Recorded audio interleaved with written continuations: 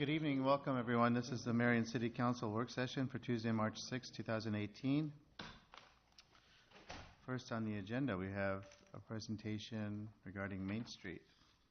Good evening. Brooke Pratty with Uptown Marion Main Street. I just wanted to invite you all to the Main Street Iowa Awards this year. All 54 Main Streets get together to celebrate the accomplishments of the entire year. Uptown Marion will be receiving 4 awards.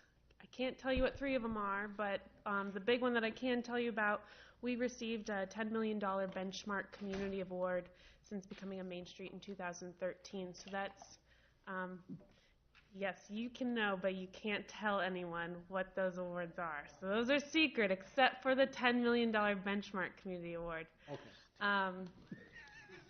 Good thing you told me that. Shouldn't have made that phone call. So this is $10 million worth of private investment that has been invested into our district since the inception of our organization in 2013. So it's a big deal for our community. They have a whole section reserved for us, so we would love for you to attend and to bring a cheering section with us. We're going to be carpooling, so if you could just let me know by March 23rd if you can go, or anyone in the community can reach out to me and let me know. Any questions? I already responded to you. I'm planning to be there. You can carpool with the mayor too, right? Congratulations. Congratulations on all the accomplishments and to receive 4 awards. That's really awesome. So thanks for everything you're doing. Thank you.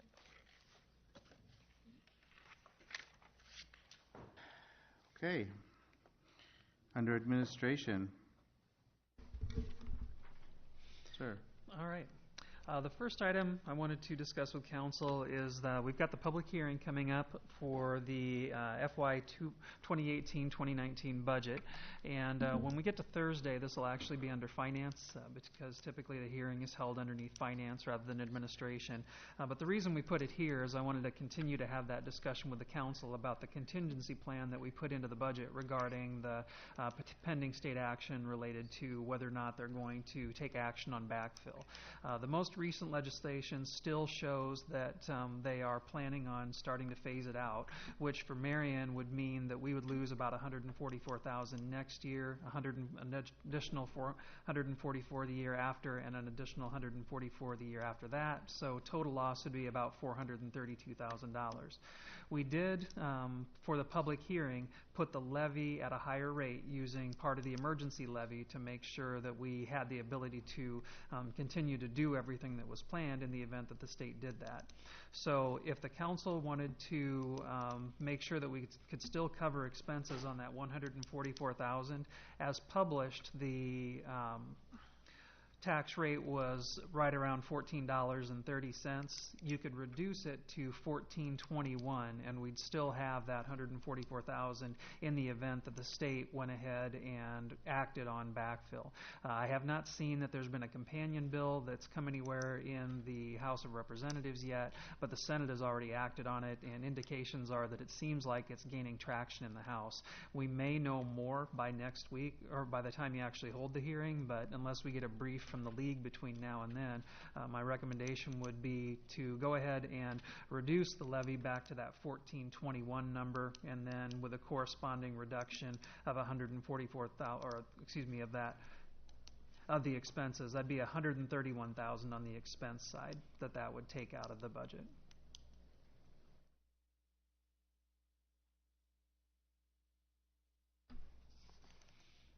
Okay, questions? Yep. The main thing is to remember that we're going to hold the hearing on the budget as published, take any public comment, close the hearing, and then the council can take action to approve the budget with a property tax rate of $14.21. Lon, does that give us time then, if that were to go through, then would it populate quick enough then for us to keep that balanced then for the 18-19 budget year, or will we have to borrow anything anywhere to cover those until that levy comes in? The only risk that we have is if the state were to change what they were going to do and say they decided, well, now we're going to eliminate it all in 1 year, or we're going to go more than 1/3.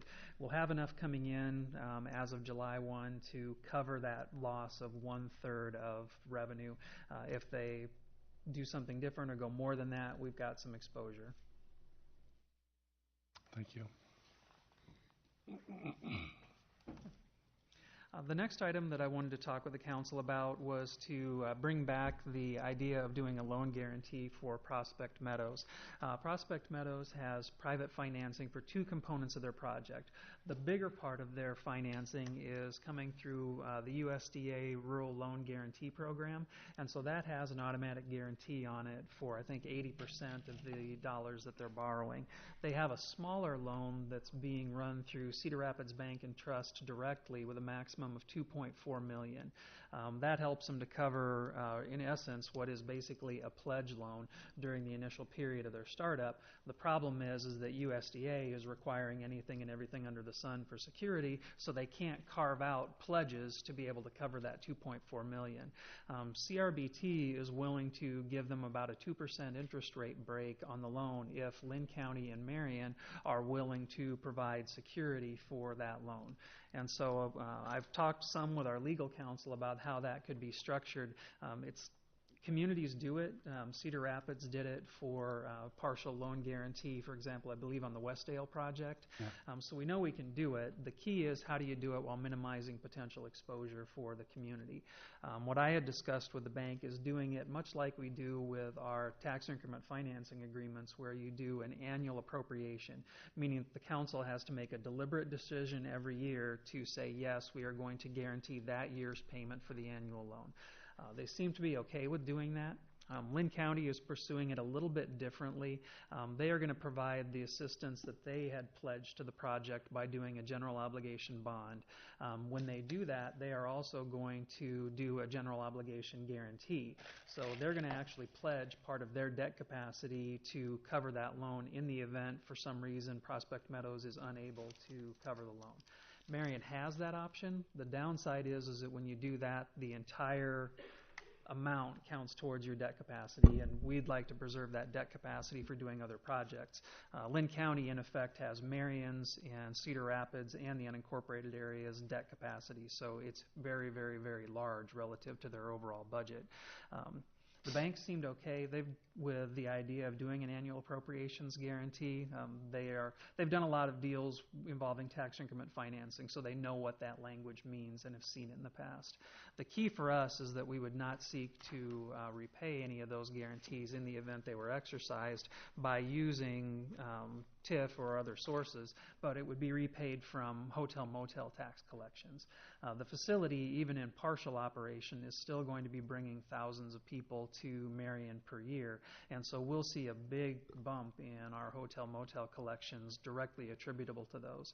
And there's even actually a mechanism in place to be able to track that, because Go Cedar Rapids is going to be functioning as the booking agent for teams that are brought in.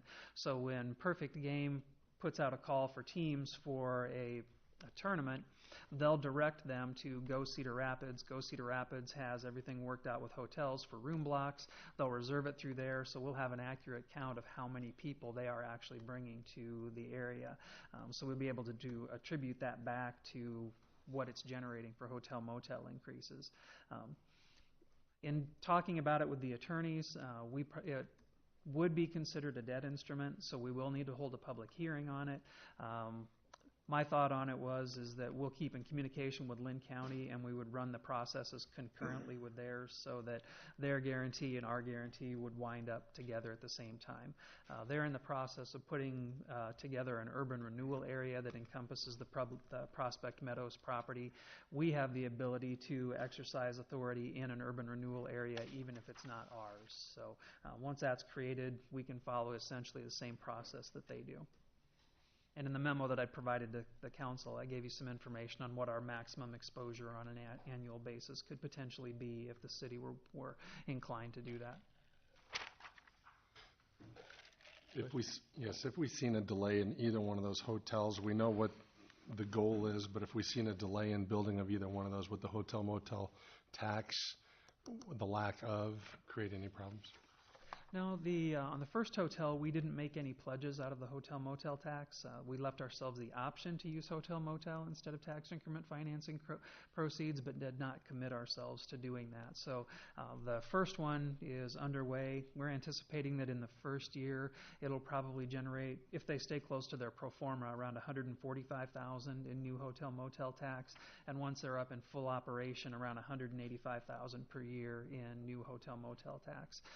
I have not seen a detailed pro forma on the other hotel because that one we're not providing any direct financial assistance with, but it's larger. The counterbalancing factor in that one is that I think their target room rate is also around $20 a night lower, so it may be producing in about that same realm. I just didn't know if it hindered at all our guarantee request, obviously through the bank institution for that. Obviously, we're, like you said, we're maybe using or planning on using the hotel motel as our own backup, but again, if we didn't have it, I just was curious if there was any concerns there. No, and the way that would work is what we would end up doing is, since the hotel motel is paid quarterly, like if we ended up having to make a payment in November, we would just make the payment, we'd use internal funds, and then as we collected the hotel motel, reimburse ourselves. Okay, perfect. Thank you.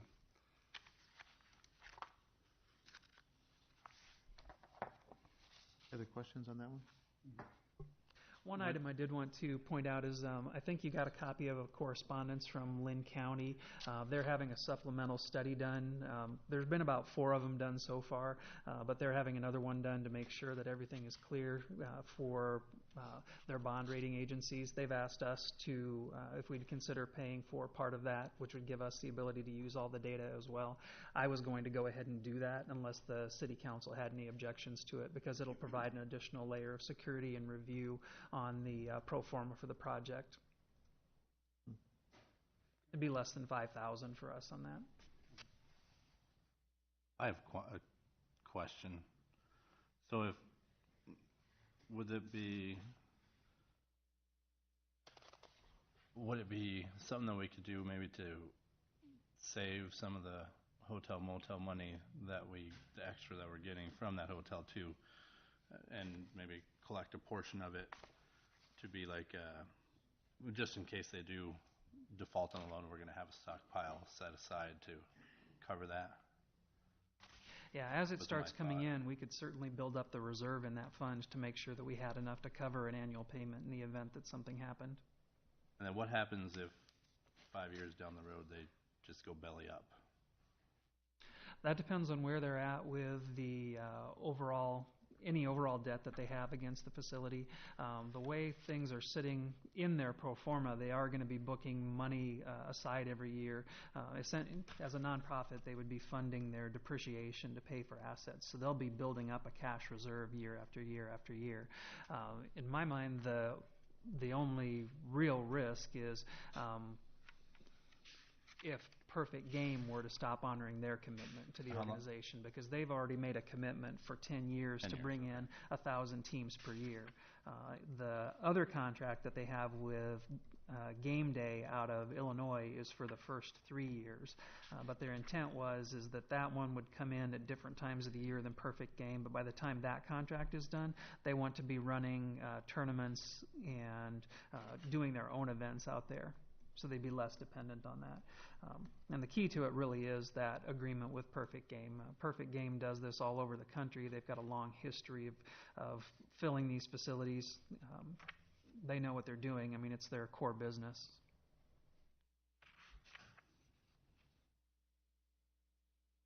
Okay.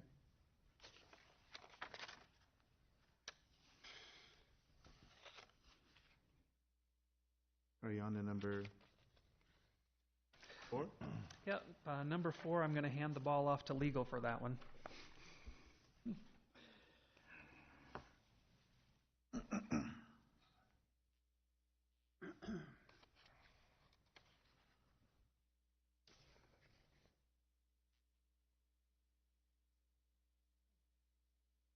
Thank you.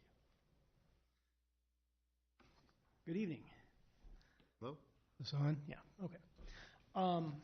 So this, on the agenda, it's referring to the alcohol permit or or allowing an alcohol permit for St. Joe's Fun Days.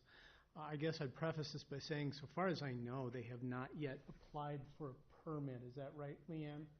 Leanne is nodding her head yes, for the record. They haven't applied for the permit. I believe they've only applied for the hold harmless so far.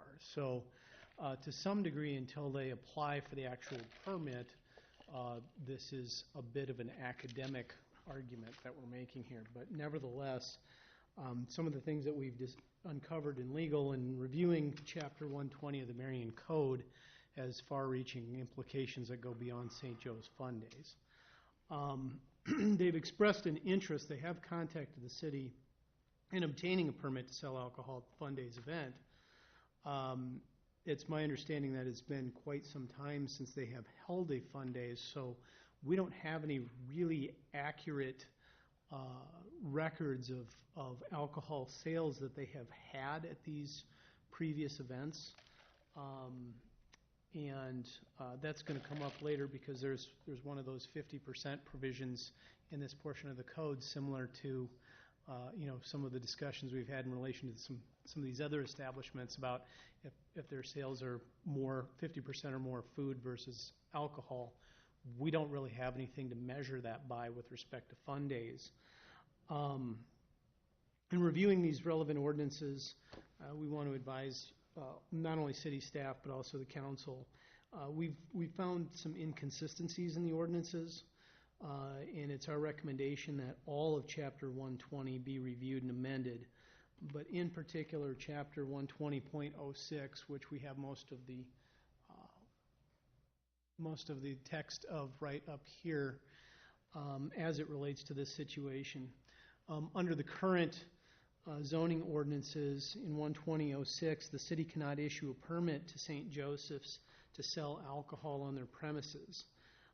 If the council decides that the best course of action is to deny the permit, however, the reason that our view that denial should come is because that area it's not permitted in an R2 zone. 120.06 is problematic for several reasons. The ordinance contradicts itself. It is not clearly written so as to determine the proper intent and application of the statute. Further, and this is what's probably the most concerning, as it relates to religious institutions, this would appear quite honestly to be unconstitutional. Unless there is another purpose for that statute, this statute appears to be protecting a small and specific religious interest, and the restriction. What's particularly troublesome, if you read the whole statute, is it's not just at the religious institution, which is ironic in this case because it's actually the religious institution that's wanting the alcohol permit, but the statute measures a zone around the religious institution that is 200 feet from the edge of the parcel on which the religious institution sits. So you're having that church, synagogue, whatever, dictate what other private property owners can do on their property within a 200-foot zone measured from the edge of the parcel. And I mean, when you think of sort of a traditional religious institution, an older established one in a residential neighborhood, like St. Joseph's, the city's probably not going to issue an alcohol permit to open a bar, not because it's near a church, but because it's in an established residential neighborhood. But churches and other religious organizations now aren't what they were 20 or 30 years ago. They're opening up in strip malls and commercial centers that are zoned where, you could have a church right next to a bar in a strip mall, and that would seemingly be normal, but the statute would prohibit that type of activity. The fact of the matter is, if we're talking about this, just protecting the religious interest in that and not having alcohol served near them, that in and of itself would seem to violate the First Amendment. So This has been an issue for other municipalities as well. We're seeing a trend in cities, not just around the state, but around the countries that are racing to get this provision off their books for the reasons that I've just discussed. If the city council, and I guess I want to be clear, again, St. Joe's, so far as I know, has not applied for the alcohol permit, and if they do, I'm only here to advise the council as to whether they can or can't approve it from a legal standpoint, not whether they should or should not. And I'm also not speaking on behalf of any other departments, especially public safety, the police and the fire department, as to whether they think that this type of event could be held safely. That's their purview, not mine, and it's up to you to decide whether it's a wise course of action. But if you determine that you would like, if they apply for such a permit and you determine that that permit should be granted, probably what would make the most sense to do that would be for legal to work with planning to work on drafting an exception to 120 that would allow permits for special events in R2 and other zoning areas that would be affected in the future. Aside from the constitutional issues in 120.06, we could potentially allow the permit under its current wording. There is an exception that does allow it if alcohol sales are less than 50% of the overall revenue, for which the temporary permit has no real enforceability other than if we don't change this and it turns out that the revenue is 50% or more alcohol, that could be a future basis for denial of another temporary permit. Also, if you look in 120.06 subparagraph 2, it talks about location of a building wherein there is sale of alcoholic liquor, wine, beer for consumption on the premises other than a Class B permit. It's possible that they may qualify for a Class B permit. And as I said, 120 presents other problems, not just for St. Joe's Fun Days, but the whole chapter needs to be reviewed, and legal has been doing so. There are some provisions, I don't have it up here, but 120.07 is oddly worded in that it relates only to the sale of beer, and that it must be with the sale and consumption of food. So strictly interpreted, that statute would seem to suggest that you literally need to make sure somebody is not just ordering but eating food while they're consuming the alcohol. We have apparently what legal has referred to as the Footloose statute that bans dancing without dance hall permits. And there are just other provisions that are outdated, impractical, and not being enforced. So our recommendation from legal is that legal work with planning to ensure that any affected zoning areas have proper exceptions. That's if the city wishes to issue those permits within those zones, that ultimately we review and amend Chapter 120 to eliminate outdated and unconstitutional provisions and to ensure that there's clearer wording in each of these sections. And then specifically as it relates to St. Joseph's, we're not recommending any action be taken at this time because St. Joseph's has not applied for a permit. Thank you. Okay, questions for Ryan? I can field any questions from the seat too if you need. Okay. Those people while they're here. Sure, let's do that. Follow-up question for the people that are here for St. Joe's, related to Mind that. coming forward to the microphone? Yeah, so Thank you. it seems we have that key question about the 50% rule. So we're curious as to what information you have or projections on how your numbers would stack up with that 50% rule. Sure. Please give us your name and address first, thanks. Sure. My name is Jerry Brown, 1700 Banner Drive, Marion. Jerry. Rick McAllister, 3130 22nd Avenue.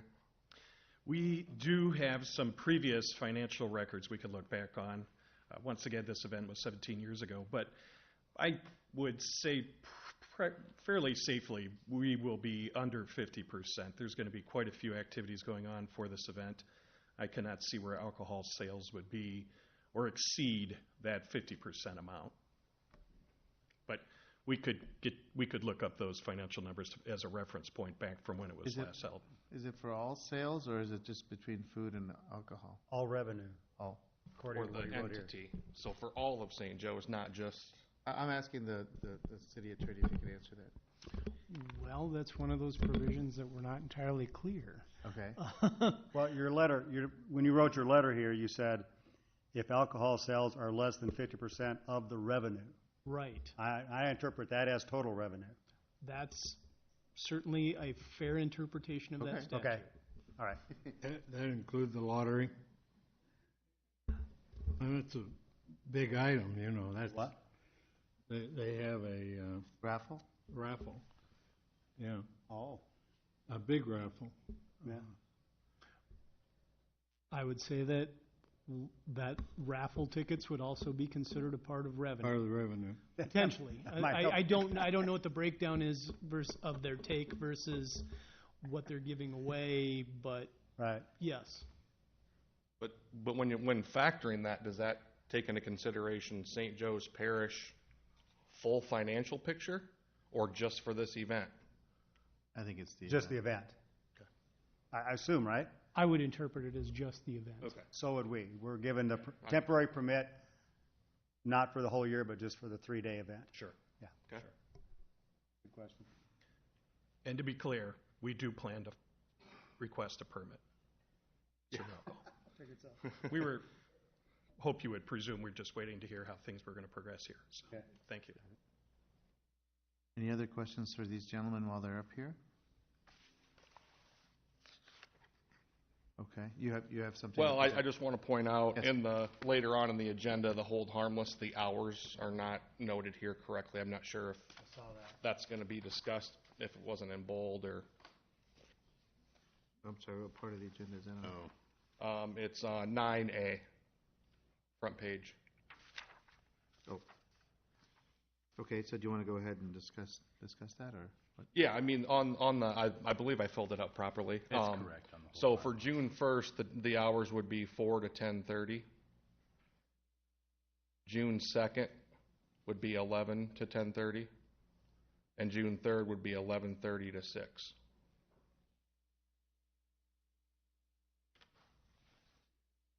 Just wanted to clarify that, yeah.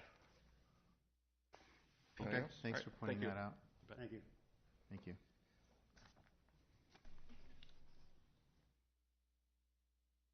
Okay, anything else on that item? Are we If not, unless council has any further questions. moving on? Okay.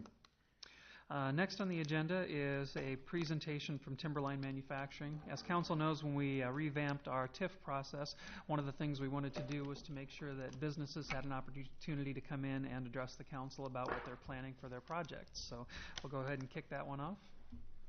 Just one second here. Would you like me to keep talking until you get your technology queued up? Yeah, if you want to vamp. Okay.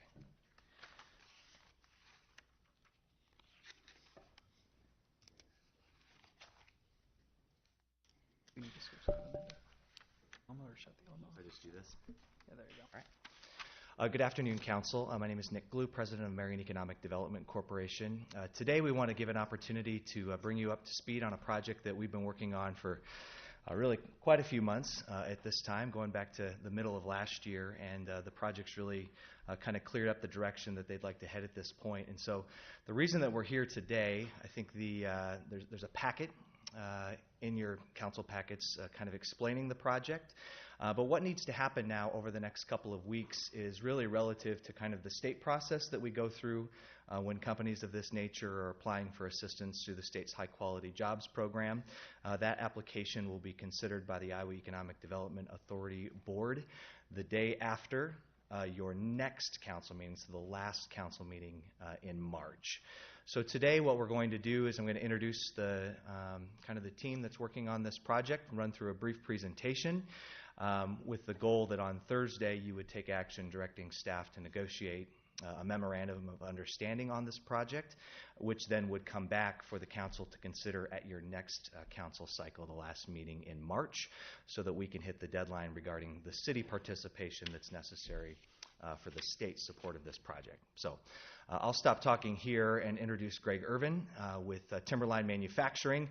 Some of you may not know too much about Timberline. They're in a little bit of a hidden location in our community, but one of our largest private employers in Marion. So I'll introduce Greg, turn it over to him. He'll tell you a little bit about Timberline and then the project that they're considering in the community. So, Greg. Thank you. Welcome. Thank you.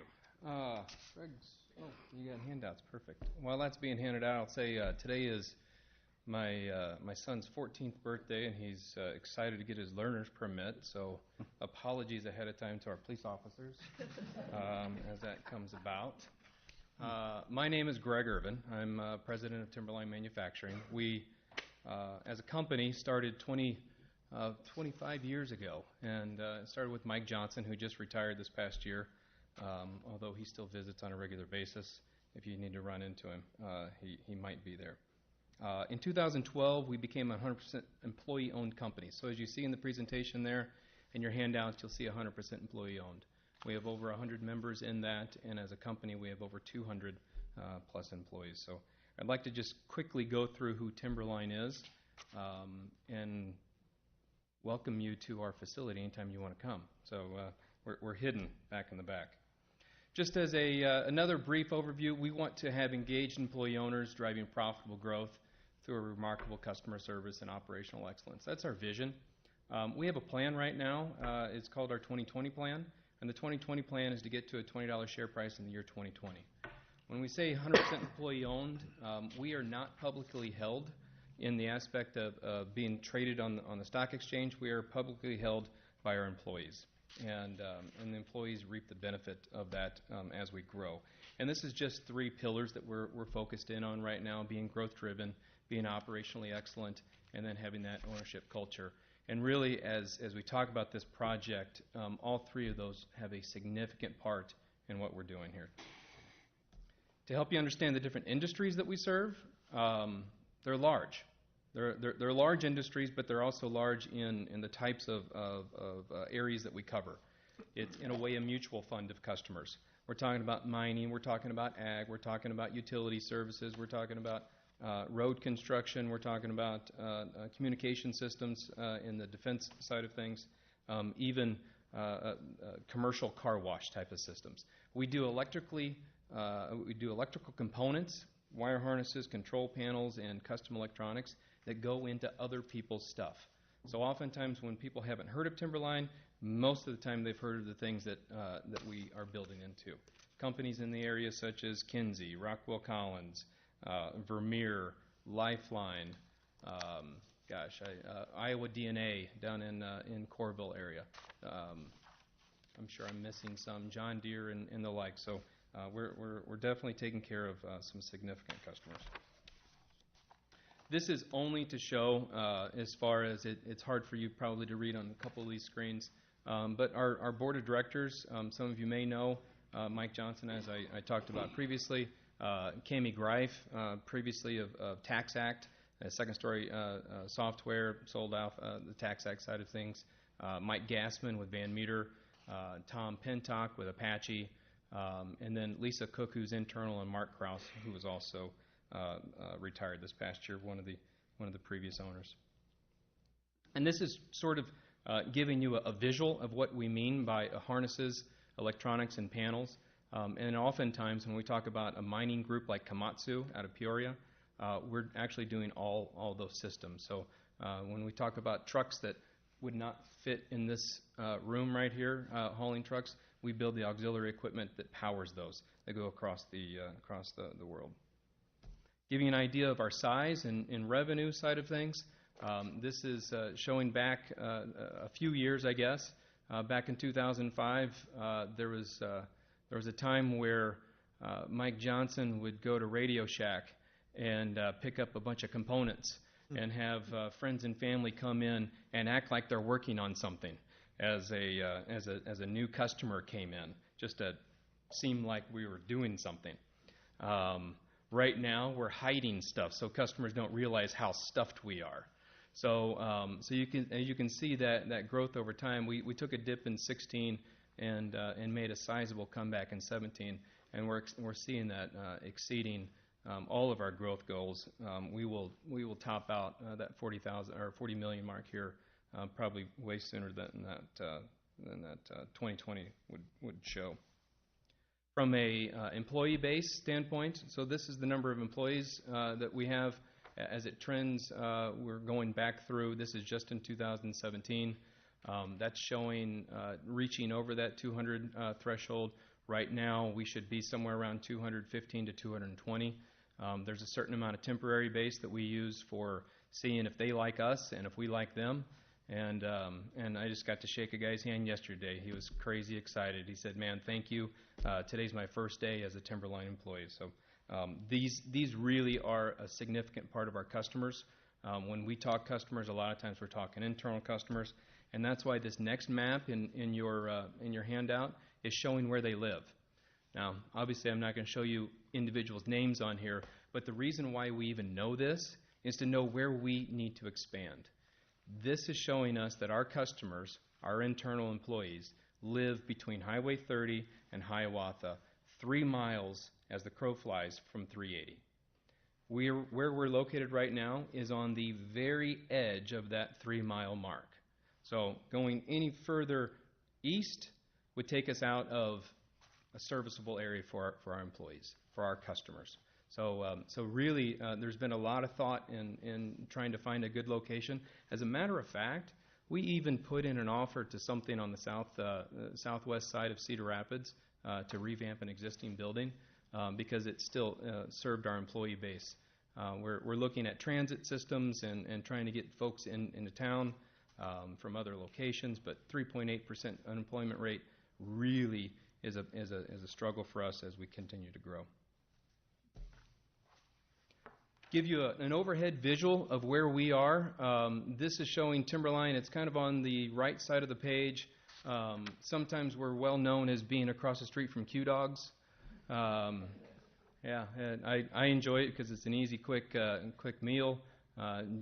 Judy and Jeff are very awesome. And it was actually at Q-Dogs that I realized how much an effect we have on the area. Because when I told them about the location on the southwest side of Cedar Rapids, it concerned them. It concerned them because there's a lot of business just from our employees that come over to Q-Dogs.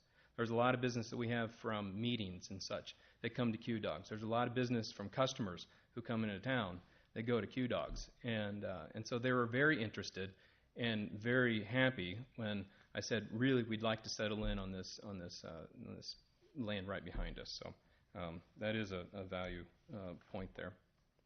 So we're re-talking about, this is the plat, or this is the site plan that backed up the plat that you all approved, and thank you for that. That was the preliminary plat that was approved some time ago, and this was what was presented.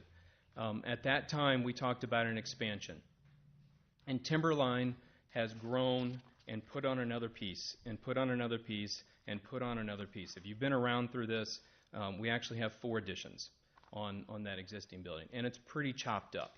So the intent of this was to extend and continue an expansion and have a couple of lots on the front for commercial use, and it would have looked something like this, which is nice, right? It's a 53,000 square foot addition, and it retained the existing 45,000 square feet. But when we settled in, we talked about the growth side of things. We talked about operationally excellent. Once we hit operationally excellent, that is no longer operationally excellent for a manufacturing company. So we changed things up, and that's really a significant part of Thursday's meeting and this presentation, is it says we want to go for an 85,000 square foot building. We're currently at 45. That other plan would have taken us to about 95, chopped up. We completed the sale or the purchase of the 9.5 acres right to our west. It has a lot of issues with it, site work issues, water management issues. That's an expensive piece of land, but we felt like it was good for our employees, and it felt like it was good for continuous of our business. We're talking about the ability to expand another 13.5 overall, but it does approximately double our production space. And again, it's efficiency for a manufacturing facility. And hopefully, we're breaking ground in April. I'm looking at Premise Company on that one, after you all hopefully approve that. So this is the aerial of what that would look like. It's significantly different. There are a few points of interest that I'd like to throw out there. And one is, I talked about Q-Dogs a few minutes ago. There's a commercial lot that I requested that stays. We needed that space for parking. We are unique in the manufacturing world where we're not highly automated. We have 200 some employees in a space that a warehouse or a highly automated manufacturing facility would need about 10 or 20, maybe 30 employees. We have 200 plus. This facility is set up so that we'd have 430 parking spaces.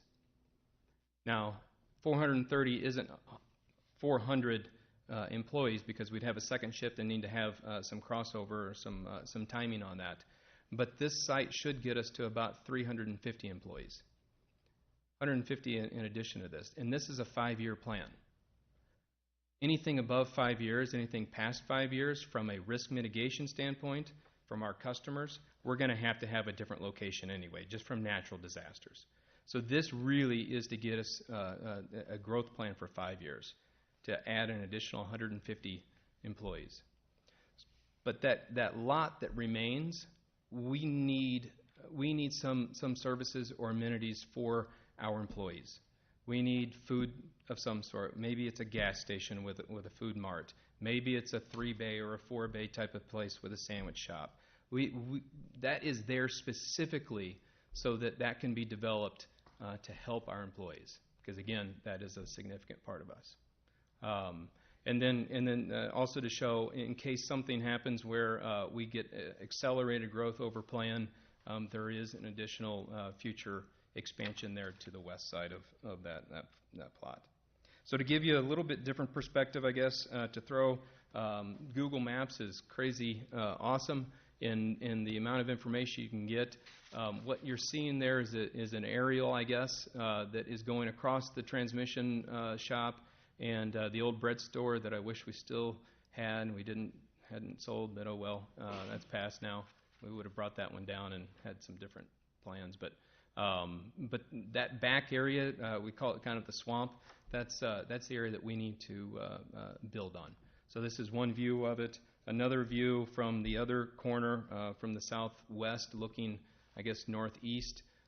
That's going across the trees, and what you're not seeing that was cut off there is the church office right there. So it's just, again, a view of Blair's Ferry and that 9.5 acres.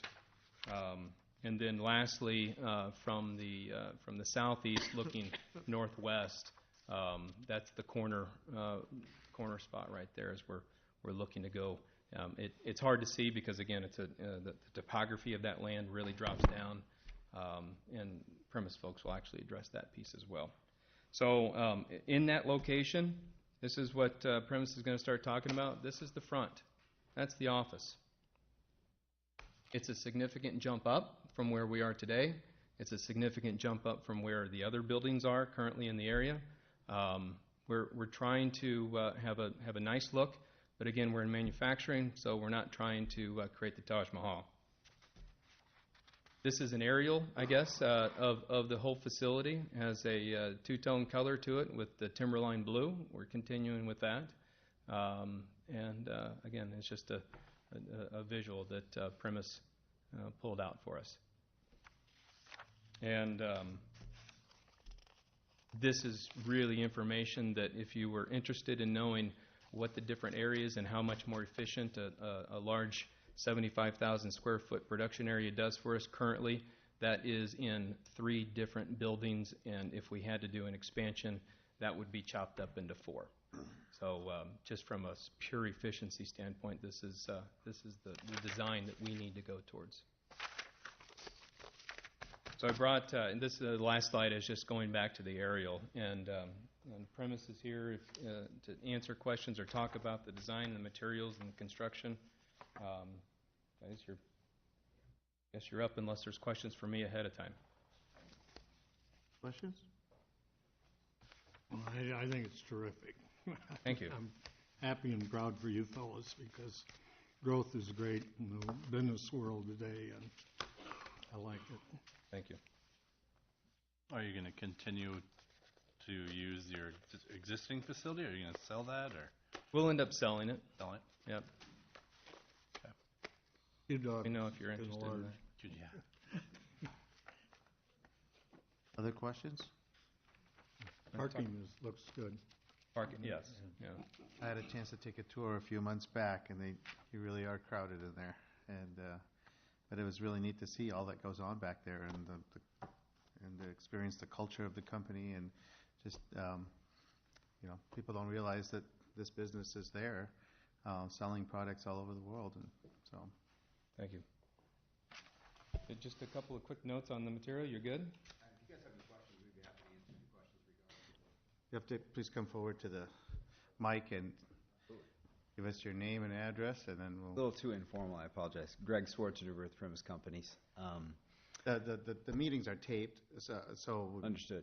we need people to speak into the microphone. That's why I asked you to come up. Thank you. Yep. If you guys have any questions regarding the building or the site, we could probably take some questions on that now. Any questions for Greg?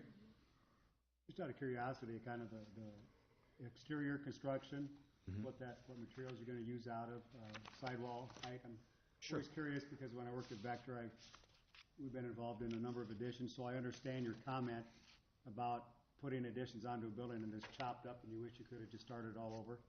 So I've lived through that, so I well understand your comment and understand why you decided to go to where you're going. So. Right. Nope. As designed right now, 18-foot sidewalls. This is not necessarily a warehouse, it's manufacturing facility, so the need for that height is not there, but it's a comfortable and impressive facility at that point. As Greg mentioned, it's just shy of 75,000 square feet for the proposed manufacturing area. That's going to be a steel building. We've got an example, which it's not going to help the folks that are listening, but we've got an example of some of the materials that will be used for that. The office would be separate. The office is a different material, different color. Also would have the wainscot, the stone, which we brought with us as well. That veneer that would be on the front, going up above the entrance, as well as around the entire office space. I would probably, if you want to get farther into it than that, I would cede to our architect here, Chris Wand. But is that sufficient for what you were asking? Yeah. Okay. For me. So our decision on Thursday would be to authorize staff to negotiate an agreement? That's the vote on Thursday? Yeah, the kickoff for the formal process is to go through and direct staff to negotiate a memorandum of agreement on it. And what we'd want to do is try to have everything queued up so that we could have our resolution of support ready to go in and be approved before the IEDA board makes their final decision and recommendations on it. The business qualifies for the high quality jobs program and anticipates putting in for that, and there's community match that is required for them to be eligible to access those dollars, but it can be a big benefit to the company. And this one, from Greg's presentation before, the company has a lot of positions that would qualify for this. So it would be community match for the state assistance. Mm-hmm. So that would be what the city's assistance is, or is it also TIF? We always do a financial analysis to determine how much the company needs in order to be successful, but in this case, at a minimum, we'd have to contribute what the state match requirement is, which is equivalent to a 5-year step down, but I haven't run the numbers on it to see how it compares. I believe this overall is around a $12 million project. Mm-hmm. Okay.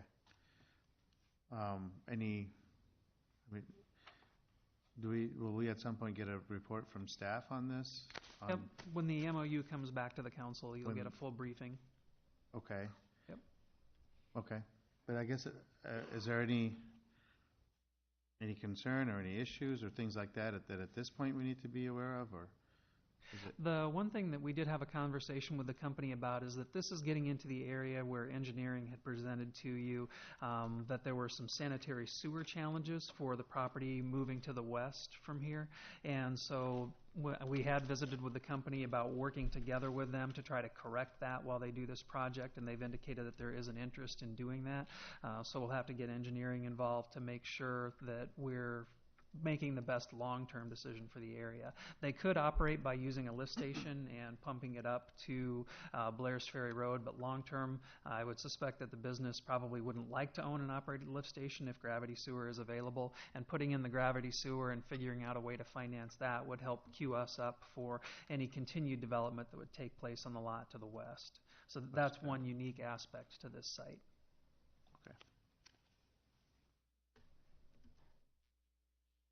Any other questions? I think Mr. Glue might have a comment. So again, just in closing, our intent here today is to, the team's done a great job, I think, bringing some illustrations very quickly for you guys to look at, knowing that the council is very sensitive to aesthetics, and I think Mr. Irvin's done a great job just talking about what they do, and obviously that design in relation to what they do, there's a fine balance there. So I guess our ask is very intentionally, if you anticipate having some issues with, frankly, the great building design that they brought forward, now is the time in the next few days to express that, because that's a very important piece relative to this project. They've done a lot of work here in the last week to get to this point, and I believe they even anticipate on Thursday being able to show you some additional renderings, perhaps some different 3D fly-through type modeling for you to look at. So that would just be our ask. If you're sitting up there having some concerns with the way this is laid out, with the commercial lot, I think that's a great asset. Obviously, there's some site planning things and those things that will happen in the future, but we need to get this process moving relative to just all of the other partners that are involved in the project. So we don't want any surprises from a council perspective, which is why they've done such a great job today here presenting this to you. I appreciate that. And, there's no question that, we're glad that you have decided to stay in Marion and to grow your business here and expand your roots here, providing more job opportunities and more economic development for our city. I think, that's not even a question. I asked the question of staff to know so that we can know, as Mr. Glue has stated, if there are any issues or concerns that we need to work through. But I think it's exciting. Again, I've lived here for a long, long time. I've driven by that piece of land thousands of times, so I think it's going to be very exciting to see your building there. It's an attractive building, and for that area, it's going to look very nice. So you will be the Taj Mahal of your neighborhood. So. Thank you, I guess. Yes, I have a question about the trail being back there. Is there any access? Please come to the microphone. Thank you. No, we don't have any Won't be able access to- at this point. I'm not sure where the right-of-way situation is back there. I'm unfamiliar with that trail. I do know, perhaps, Lon, that was something that had to do with, is that where the sanitary sewer would be running towards? There were two options, I think, that engineering had looked at. One that went over to 8th Avenue, and I can't remember if the other one came up from Lyons Lane. One was down Lyons Lane, Yeah. correct, which was also to Gravity, and then the other Gravity I thought was back towards the... Yeah, but there's quite an elevation difference between the elevation of the Yes, trail there and is. where your site would be. That's the old raised portion of the railroad right-of-way. Correct. It's not like further east where you'd get back in behind the filling station or anything where you could potentially have a ground level access. To throw something back out there on the trail, we utilize the trail. We utilize it to have company gatherings at the park. We usually have to cut through a couple of parking lots to get there. So if there's a way that we can connect to that trail at some point in the future, I think we would really, really utilize that.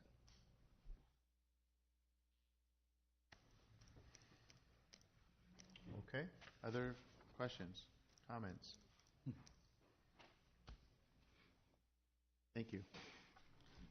Okay, are we on to number 8, Lon? Yep, Okay, that's so for number 8, I'm turning over the gavel to the Deputy Mayor Pro Tem.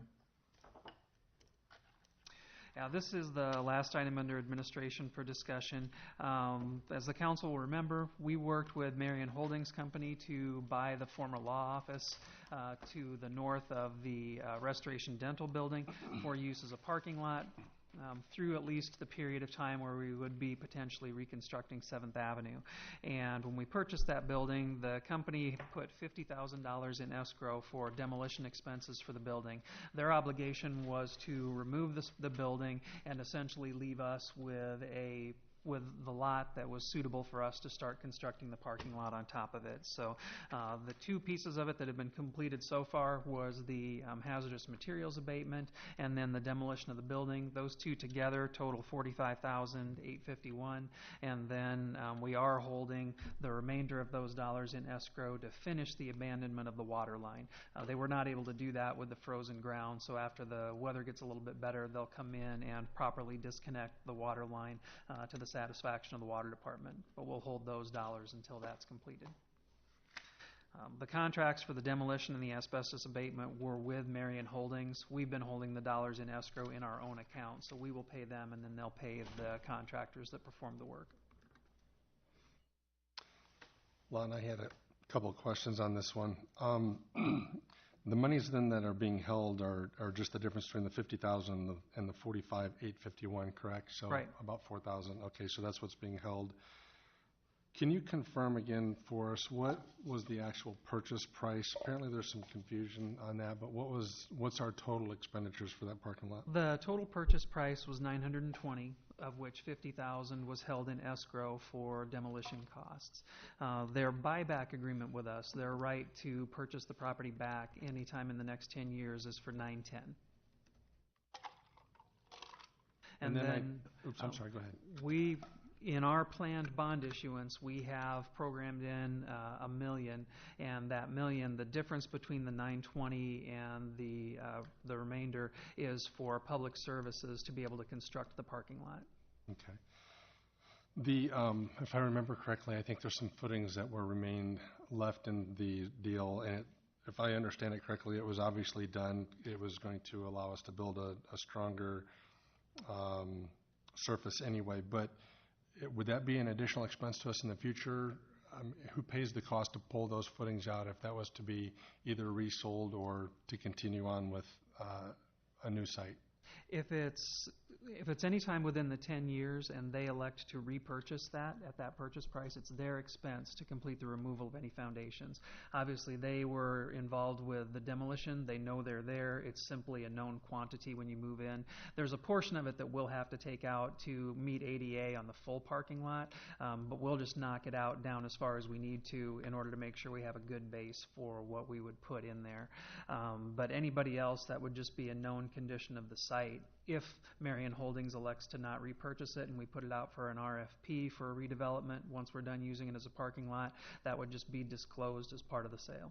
Okay, so we wouldn't assume any new liabilities with it, and it would only be at our staff's expense, obviously, to remove whatever portion to meet for the ADA, correct? Okay, yep. Perfect. All right, any other questions?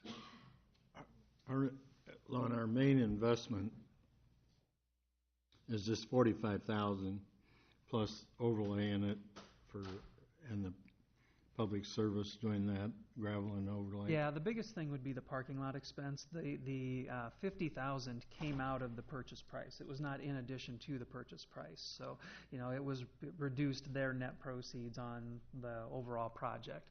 So we have some room in there. Ryan hasn't completed estimates yet on what it's going to cost to build it, but we wanted to make sure we had some money available to construct it. Anytime in the next 10 years, if they repurchase from us, there's a $10,000 difference between our purchase price and what they would pay us, and then we would be selling off or giving up whatever it costs us to ultimately build the parking lot. The idea is that we've got some lost property taxes on the site, but we wanted to make it the overall cost of holding it as inexpensive as possible. I would anticipate that we probably will get at least 5 years worth of service life out of the parking lot that's put in. Just depends on when we get the reconstruction of 7th Avenue scheduled, because we'll need those parking spaces all the way through that construction project. Roughly 50. Depending on the layout that they put together, the best layout for circulation through the parking lot is going to be in the mid to high 30s, and then it would also give us room to centralize the garbage like we've done in the other block. We'd have a location for centralized dumpsters. But engineering has worked on a couple of different layouts for the site, and the number of parking spots vary depending on whether or not you put in a new driveway, just stick with what's there, how you set it up. Is Marion Holdings LLC, to your knowledge, bought any other property in that block? I don't know if they have purchased anything else. They at one point had purchase agreements on some of the other ones. They had at one point the entire half block under contract, but I don't know if they exercised it on any of those other ones. We still are reserving some parking spots out of that for the location on 11th Street, correct? Right. Okay. 5, right? 5. I don't remember what the net was. 5, yeah. They gave up a couple with. So there's it's 5, yeah. Invoice in here for the excavation, and then there's an invoice for AAA Budget Environmental for $20,000. Mm-hmm. What's that for? Is that for asbestos? That was the asbestos removal. Is that our remediation. invoice? No, they were providing those as supporting documentation for their costs. But the check that we have and the agreement that we have is with Marion Holdings. Marion Holdings will write the check to those two contractors. Okay. So there's not an extra $20,000 that we're paying for the demolition. Okay. Nope. Any other questions for number 8? No? Okay, at this time, I'll turn the gavel back over to the mayor. Thank you. Looks like the chief's ready to go. Yes, sir. All right. Good afternoon, Your Honor. Like that. Members of the council. I actually have 2 items under item 1, and I'd like to discuss the financing options for Fire Station 3 first. While Lon is still here, he has to leave early this evening. So he had asked me to bring this up and try to figure out where the council wants to go with this for our financing needs for Station 3. We know that the lost funding may not be adequate to fulfill those needs. Right now in the lost funds, there's $3.7 million. And the fire department needs more than probably just that. We're looking at repairs to Station 1, repairs to Station 2, storage facility. There's a lot of other needs that we have at this time. So I'm looking for the council if you want to do a bond vote or a reverse referendum, just trying to get the feeling on where you want to go. You can add all you want to add. Yeah, there's really 2 different alternatives with this. When you do a project like this, fire stations are classified as general corporate purpose, meaning they are potentially subject to a vote. The council can elect to go ahead and just put it out directly to a vote. You define the terms under which you would do that, but then the election times are set every year per state code, so there's limited opportunities for when you can do that. The other option is when you do a project in an urban renewal area, they can be subject to reverse referendum, meaning the council goes ahead, you proceed through the process as if you're going to issue the bonds just like you would for any other project, but there's a period of time that has to be built in for the public to file a petition with the city to actually ask that it be placed on the ballot for a public vote. With this one, when we were crafting the original local option sales tax spending plan, we knew that we needed the 3rd fire station, but the budget numbers that were in there were just that station. It didn't contemplate expanded training facilities with the larger staff. It didn't contemplate more administrative offices as the prevention side of the organization increases with the size of the community. And so when we started thinking long-term about where the department needed to go, those other pieces logically could be added in with Station 3 as well. So the upshot of it all is that if we were going to, for example, look at doing a special election in May to put a question before the voters, the council has to make that decision about how much we're going to borrow and what we're going to put on the ballot by the Tuesday meeting here in March for the next series of council meetings. I think it's on the 20th, because I think it has to be to Lynn County by the 21st in order to put it on the ballot for the May election. Just the timelines don't leave you a lot of flexibility. There's quite a bit of lead time that you have to meet in order to be able to put those decisions out there. So that's really the question before the council is, if you want to do a reverse referendum, things happen a little bit faster. You do not schedule proactively or preemptively an election, but if we receive a petition from the public, then we proceed to election. If you want to go ahead and just proactively put it out there on the ballot, that's entirely within the council's purview to do so. We just need to know that, and if you're going to target May, then we've got some legwork that we need to do fairly quickly on getting everything together.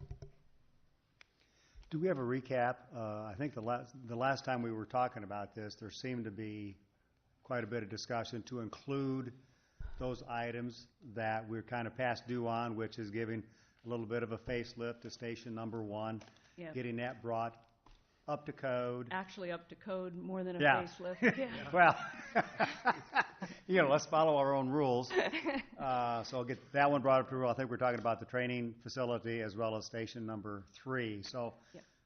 what is the total? Do you have a recap of the total dollars there? Not really, but I can go through it for you. The sprinkler system of Station 1, we got an estimate of about $50,000. We need to revamp the bedrooms of Station 1 because they're not code compliant, not having exterior windows to the bedroom areas. Station 2 has needs the driveways replaced. It's after 27 years, the asphalt and the concrete is broke up. So we need to make repairs with that, and I have no idea what the cost of that might be, but I'm sure Ryan does. You can slide it. Yeah, it's a lot. Then we have a storage facility, which I estimate to be under $100,000. And then the administrative offices that we need to expand, that would be probably $1 million, 1.5. If we add that maybe to Station 3, it might be more or less. I'm still looking at that. And then the training facility, we do have a bequest for that, but there will be more monies needed for it. So with that being said, we're probably looking at probably $6 million. You include land for 4 in there somewhere? That's in that too, I'm sorry. I did forget that. Yeah, that was the Yes. other part of for the land public for- to know, that was the other piece of the discussion we did have a couple of weeks ago, is we thought we needed to have the foresight to get the land today for station number 4 so that we are ready to go with that. So that was, I think that was. In fact, I even have owners already to speak with, so. Okay. Your Honor, I for one think that, first of all, special election is what, $20,000 long? I think the reverse referendum, it's going to overwhelmingly pass if we have a vote of the people on it. According to mine anyway, I've just, good Lord, 100% in favor, and we got to figure out how to pay for it. But I think, my opinion is the reverses are out to go on it. Other thoughts, questions? I agree with Paul. I think reverse referendum, because so if we do the reverse referendum, when time frame to start? It would actually help, then we don't have to rush for the May election either, so. Where are we at with the purchasing land for 3? Getting very close. Yes. That's encouraging. Yeah. Yes. So there's already 3.7 million sitting in loss for it, or? I think it's about that. Okay. But remember, those numbers came about back in 2010 Right. or 13, so prices have gone up since then. But Found that out, too. the bond would be for the remainder, Right. not the full 6. Right. So for If you're 2.3. estimating 6. Right. Okay. My comment to add to what they're saying, whether you do go for a bond, I understand from the standpoint of feeling very positive about if you go for a bond vote that it should be overwhelmingly approved, but I was also surprised that for an essential service of the community, that it's not something that we can automatically decide to do as a city, that it does potentially need a bond vote. So, from the standpoint of, Paul's comment of saving $20,000 in anticipation of a overwhelmingly approval, I would probably lean towards the reverse referendum as well. Okay. And what we'll do is we'll engage with our bonding agent to work with us to do some estimates for the impact that could have and how she would recommend that we structure the financing on it. At those dollar amounts, we can calculate out for you what the potential impact on the debt service levy would be. Okay. Any other questions about that? Okay, I'll just move on real quick. In the news last week, everyone may have seen that Cedar Rapids was on the news talking about their new ISO rating of a 2. So I wanted to quick explain what that means. Because Marion received a 3. So I'm going to do this with a broad stroke. There's a very thick report, very detailed. I could get very detailed with this, but I won't, because the meeting's taking long enough now. But it's very thick, and I will email copies to all of you if you want to read through it. But it does get into the detail of how the point system works and why we received the ratings we did.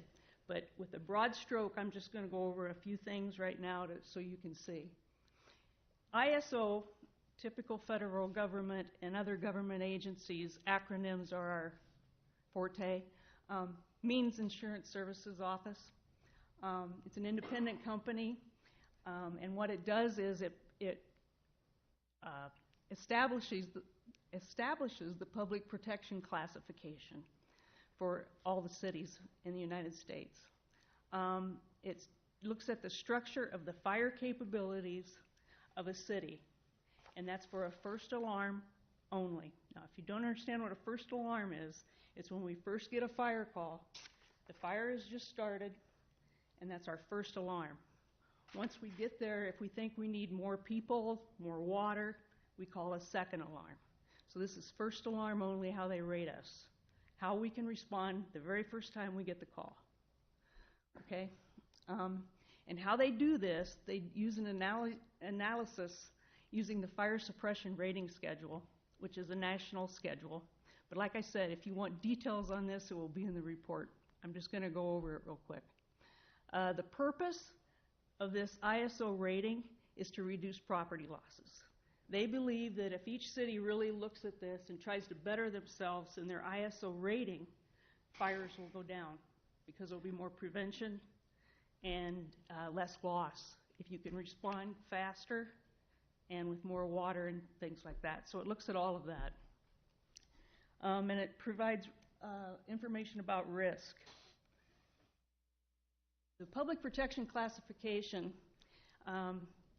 helps with marketing and underwriting for the insurance companies. It helps the insurance companies establish fair premiums for house insurance, commercial insurance. And the ratings, the ISO rating is actually 1 to 10. Okay? Class 1 is the best. Class 10, they don't even meet the standards. No criteria at all. If you look at your rural areas, most rural areas are a 9. So right now, Marion Township, the last time we were rated, the Marion Township area that we respond to was a 9. Actually, we got it upgraded to an 8 this year, so that was a good thing. With our 3 rating, we are still in the top 10% of all cities in the United States on our fire rating. So I'm proud of that. We've had that for a long time. The last time we were evaluated was 2008. We had a 3 at that time. We can get reevaluated on request, and with the new aerial, New Station 3, we might want to look at being reevaluated to do that. Cedar Rapids, as I said, recently just got a 2. It's the first time. The other Class 2 cities within the state of Iowa I listed there, and there's only one Class 1, and that's Sioux City.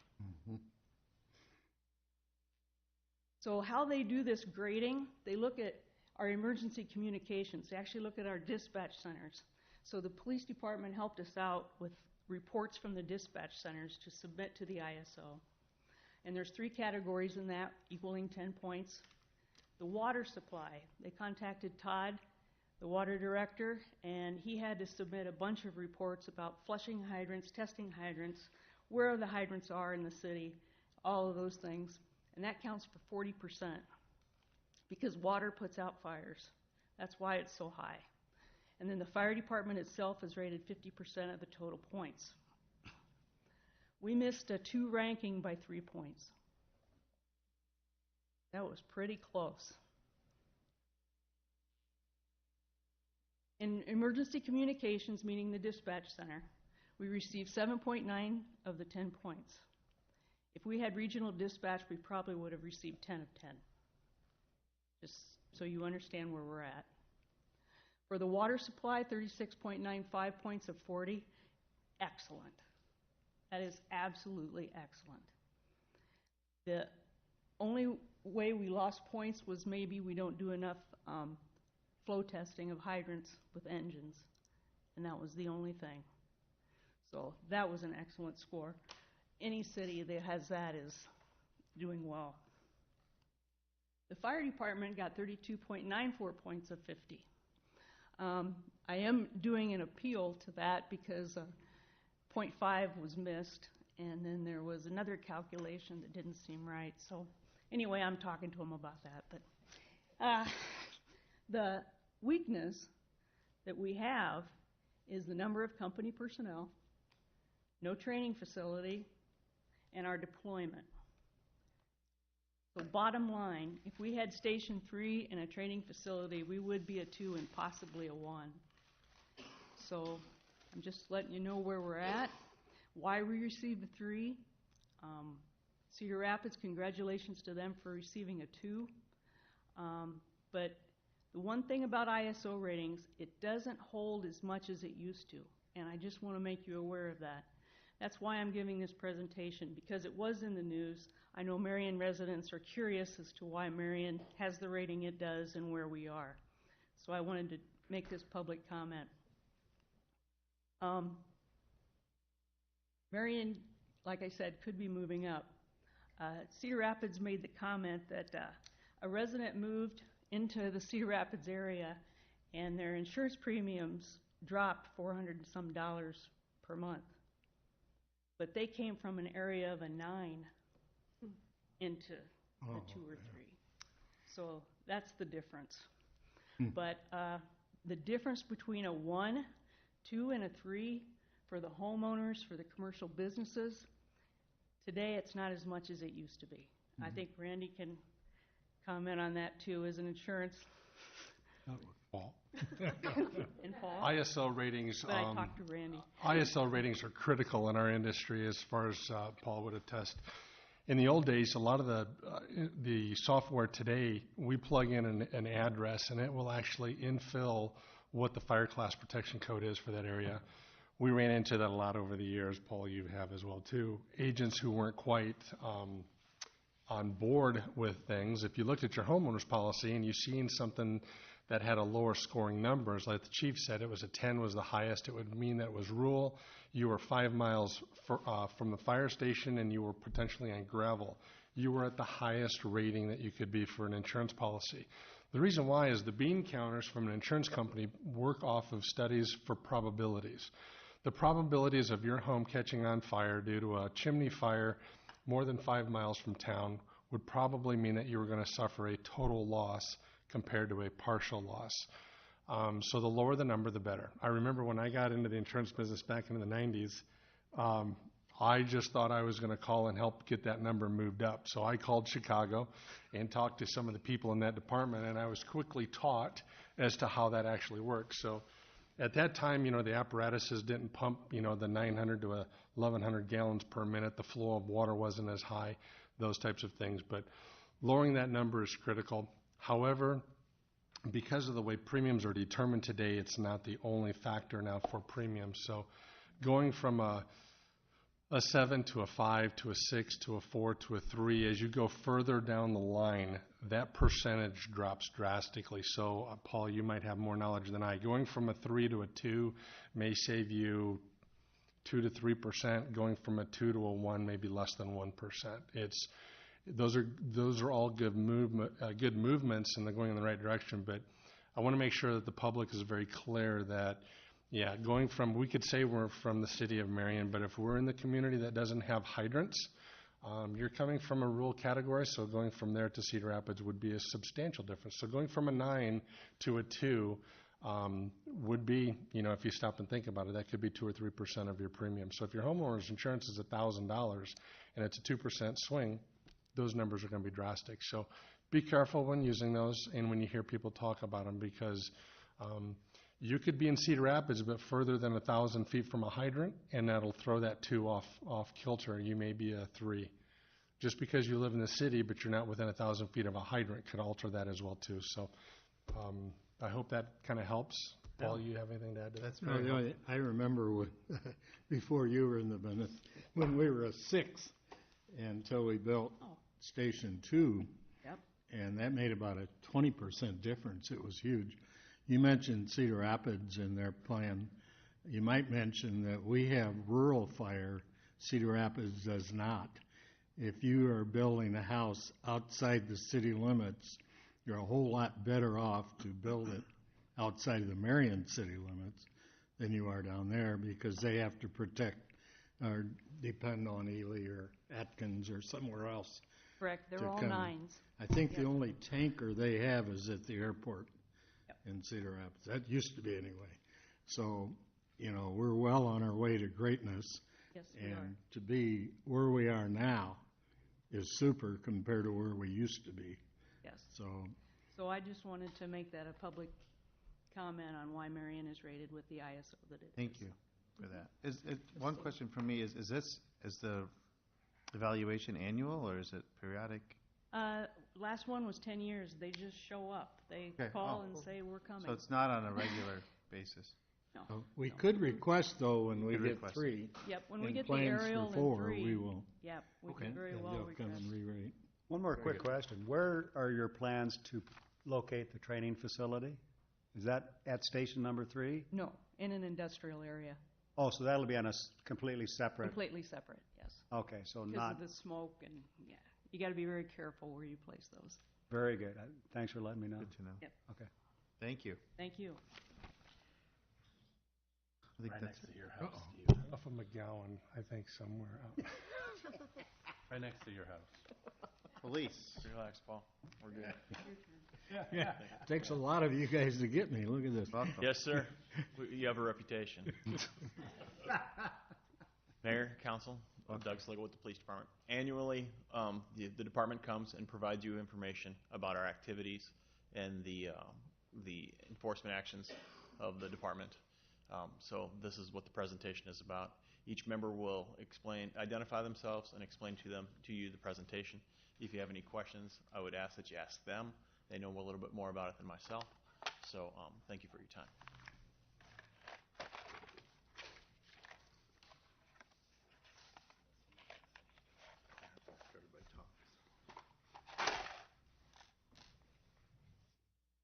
Oh, well.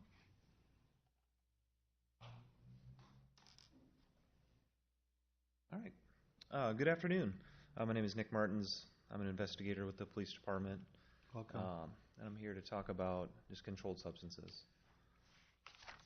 So in 2017, we had 589 arrests for drug-related crimes, which is an increase from 306 from the year before. So we saw quite a bit of a jump there, and that includes anything from possession of drug paraphernalia, possession of different controlled substances, basically anything involving a controlled substance is included in there.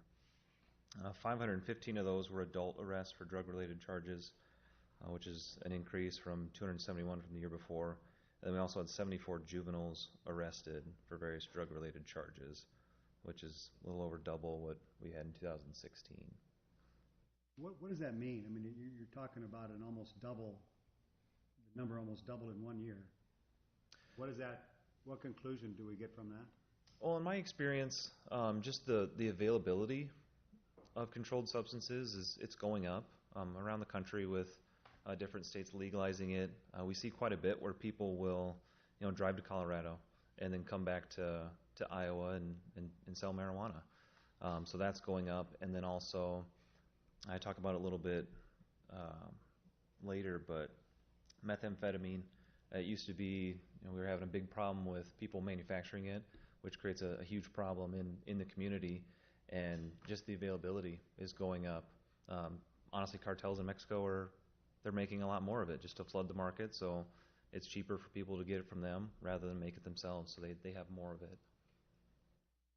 So in 2017, methamphetamine, we seized almost 800 grams of it, which is up from 563.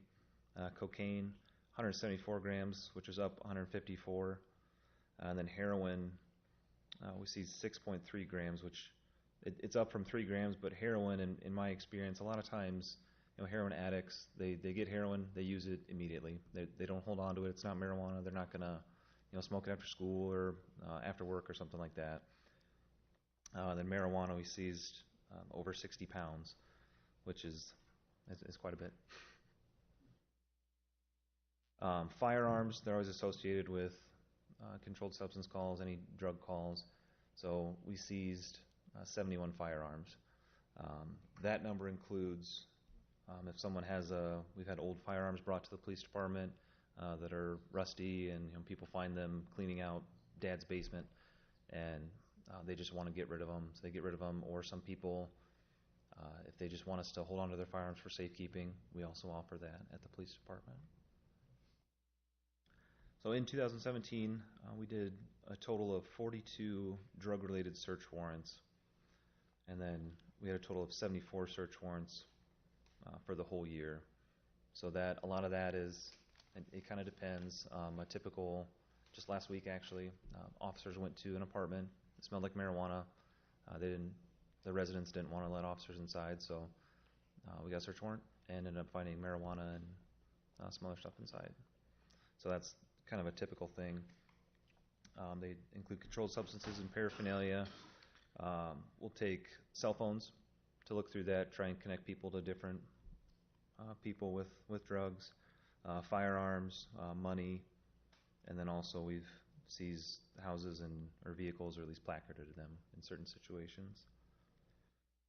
Just some photographs of stuff we seized. There's a firearm right there. And then this other picture, it's a Sudafed. Just the blister packs there, which it's used to make methamphetamine. All this stuff here is basically anything you'd need to manufacture methamphetamine. Stuff is extremely dangerous, especially in the process of making it. The metal that you use, the lithium, if it touches water, it burns at 1,200 degrees. So that's where most of the meth lab fires you're seeing are happening. Luckily, we don't have that very often in Marion. This photo here, if you could believe it, everything on the counter there, except for the toaster, was found in the guy's pants. He had a bunch of baggies of cocaine, cash, baby formula, container filled with more cash. So he tried to hide it down his pants. More pictures of just meth lab components that we've taken off of people. This was an RV that people had parked out by Walmart in that industrial area. They were making methamphetamine in there. And then with the methamphetamine, we have the city ordinance where if you're making meth or in your car or your house, then we can placard that, and you have to clean it up, and it's very expensive. So in that, we had 2 vehicles and 6 properties that were placarded in 2017, which is down from 4 vehicles and then up from just 2 properties in 2016. And then since that ordinance went into effect in 2013, we've had 13 vehicles and 19 properties. And then just more on meth labs. This is just more components of meth labs. People carrying backpacks around. This photo's a fire that was likely caused by someone trying to make meth. They did it the wrong way, and then it catches fire, and it burns very quickly and very hot. Insurance cover that? Denied. Denied. So then just to give you kind of a visual representation, the 60 pounds of marijuana that we seized, it's about that much. So it's a pretty big number. Clandestine labs. This is like the meth labs, the different types of labs that people are trying to make drugs in. Our department now participates in, it's called the ACS Container Program, which is a program that's done through the DEA and the EPA. They provide us a place to take all these chemicals, all these remnants of meth labs, so we don't have them sitting somewhere, just throw them in the trash. So we have our 4 site safety officers, 8 container officers, and then 16 lab certified officers. So those are the ones that we put on all the gear and walk into a meth lab and kind of neutralize it. So marijuana continues to be the most common drug that we see, and just about any type of crime is related to marijuana or other drugs. You get assaults, thefts, robberies, things like that.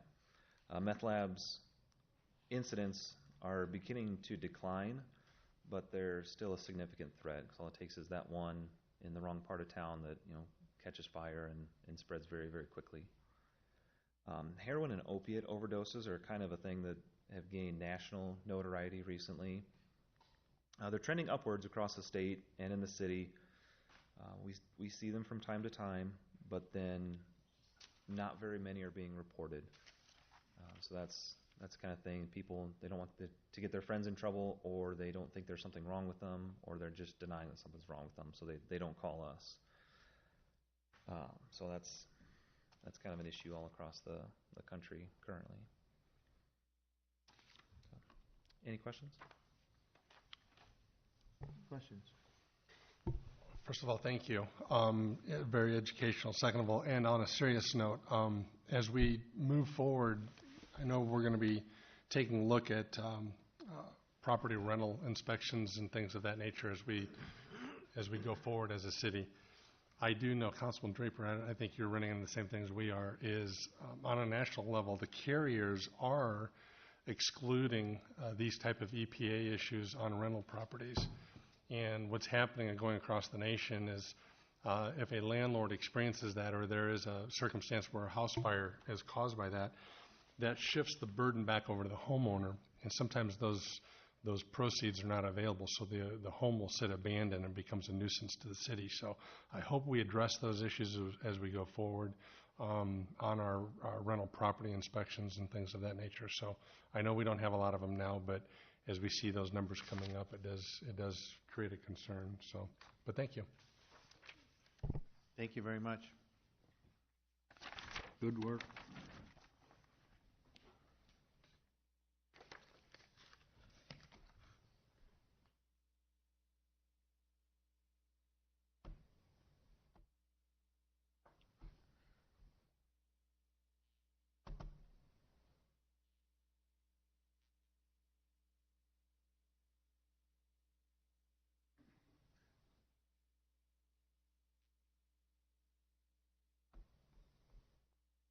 Not sure how to get it up there.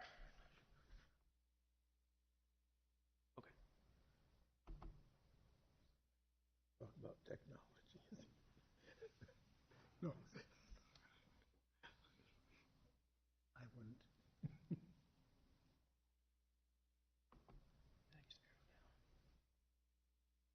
All right, good evening. Corporal Mark Cherma with the PD.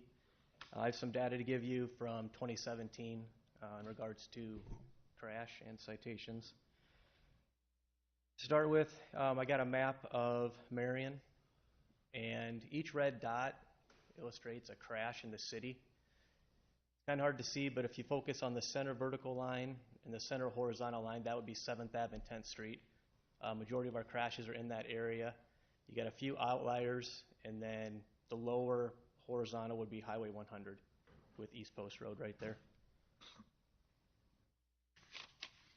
Next, 2017, on the far right, we had a total of 729 crashes in the city, and we pride ourselves in the 0 fatalities again for the year 2017. Statewide, this is from the DOT website, 331 fatalities last year, which was down from 399, down 68 from the year before, so also a decline there. In Marion, majority of our accidents are rear end, 164. The total there, 454 is reportable crashes, which would be cumulative damage in $1,500 or more, or a personal injury. 36% of our crashes are rear end. National average is 28 to 40, so we fall right in the middle of that. When we look at our crashes, day of the week and time of the day, majority of crashes are on Fridays, and the worst time to be on the road, if you want to call it that, would be from 4 p.m. to 6 p.m. on Fridays. That's the highest crash total. That's also consistent statewide, 4 to 6 p.m. on Fridays. With the afternoon commute, kids going home from school, people going out for the weekend. Now I'm breezing right along. Do you have any questions? Reportable crashes. These will be the crashes that are in excess of $1,500 or have a personal injury. The property damage total there, $2.4 million. That would be that's the money that we've put on the accident reports. We have to estimate the damage to each vehicle when we show up at the accident, so that number is probably very low.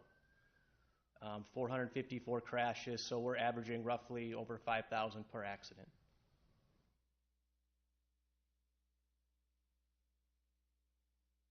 A 5-year comparison, this shows 14 to 20-year-olds. Last year, 454 reportable accidents. Of that, 124 were in the age group of 14 to 20, which is roughly 27%. Did a comparison also to show you 65 plus age category. Of the 454 crashes last year, 104 of those were in that age range, 65 plus. That accounts for roughly 23%. So if you add the age of 14 to 20 with 65 plus, you're at 50% of crashes in our city are those two age categories alone. Comparison of alcohol and drug involvement. Of the total crashes, 454, 17 of those involved alcohol or drugs over the age of 20, and a couple of those were 14 to 20-year-old alcohol or drugs. These are major intersections. The year comparisons 2016 to 2017. Most accidents have seen a decline. We do have a increase at Highway 151, Highway 13, the large intersection out there. Most of those accidents are right-hand turn, where you pull up, you're going to go right, the person in front of you is going to go right, you look left, hit the gas, rear end them. So that's the majority of the accidents out there at the large intersection. Touch a little bit on roundabouts. The accidents on there, 2016 data starts for 7th and 7th, for example, in October. Prior to that, it was not a roundabout. I don't feel we've seen a large increase in accidents at any of the roundabouts. They seem to move traffic very effectively. Question on the roundabouts. So one of the big comments about roundabouts is if there is an accident or a crash at a roundabout, that the amount of damage is supposed to be less. Are you finding that out? I'm not. Yeah, please. Thank you. Lieutenant Murda, Police Department. Welcome. To just kind of expand on that, the damage amounts are a lot less and we're not seeing any injuries related to those crashes as well because of the slower That's speeds. the big item, no injuries. Yeah, So okay. if there are no injuries and the damage is much less. Correct. Okay. Yeah, and if you look at the suggested speed limits that's good in to know. yellow, excuse me? That's good to know because we get asked every day, why did you put those things in? So I say from a public safety standpoint, Correct. we put them in because, not just because they look pretty, but from a public safety standpoint, that the injuries are less severe and there's less damage and they move traffic more efficiently. So our data And supports so that, yeah. that supports that, correct? That's correct. Okay. Okay, good. Well, good. I've been telling people the truth. Well, I always thought it was the truth based on what we were told by staff, but now we have your That's correct. confirmation of it. Just to end with crashes, I found the statistic, 94% of crashes can be tied back to human error. So keep that in mind when you're traveling out there. Traffic enforcement reporting for the PD. We're still involved in Governor's Traffic Safety Bureau grant, which is a federally funded grant that provides us funds for traffic safety. We've been involved in that since 1995. You can see the total funds awarded to date, quite substantial, $676,000 some change. Fiscal year 27-2018, we're going to have roughly 560 hours of enforcement. $25,000 is what we received, and the focus is seatbelt, speed, and OWI violations. 5-year comparison of citations from 2017 back to 2013. Some statistics on there showing the numbers.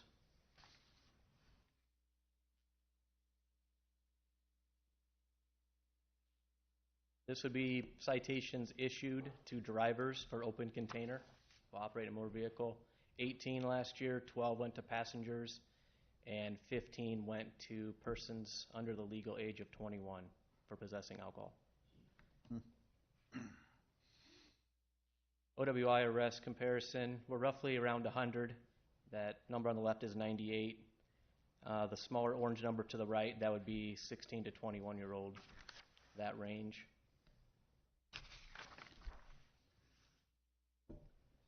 Our distracted driving enforcement from 2016 was 7, up to 13 for 2017. And then the smaller number is 4, and that's 14 to 20-year-olds, and that's up to 6. So we have had an increase in distracted driving citations issued in 2017. And that's all I have. Thank you. I've been a big proponent of the state changing the law about distracted driving. Yes. And making that, so you guys have some more teeth. Is there a sense that some of these rear-end collisions are caused by distracted driving? Yes. But you can't. Yeah. Yes, but they won't admit to it. But you guys don't have a lot of teeth in what you can do with the current state law. I can always ask them if they were texting. No one wants to admit to it. They can always say, I was just making a phone call or... Yep. I look down as messing with the buttons on my radio or just in the heat or cooling. But that's probably the real reason. Yeah, we all know what's happening, but unfortunately you're not able to do something about it. Thank you. Thank you. Thank you. Good information. Officer Dobbs. Good afternoon, Your Honor, members of the council. My name is Tom Dobbs, and I get to be the school resource officer. Now, technically, this is the part of the presentation where I say if I'm doing my job right, those two guys don't have any stats for next year. We're not there yet, but I'm still trying really hard. As the school resource officer, I have 15 educational buildings in the city of Marion, about 7,500 students, and about 1,000 staff members.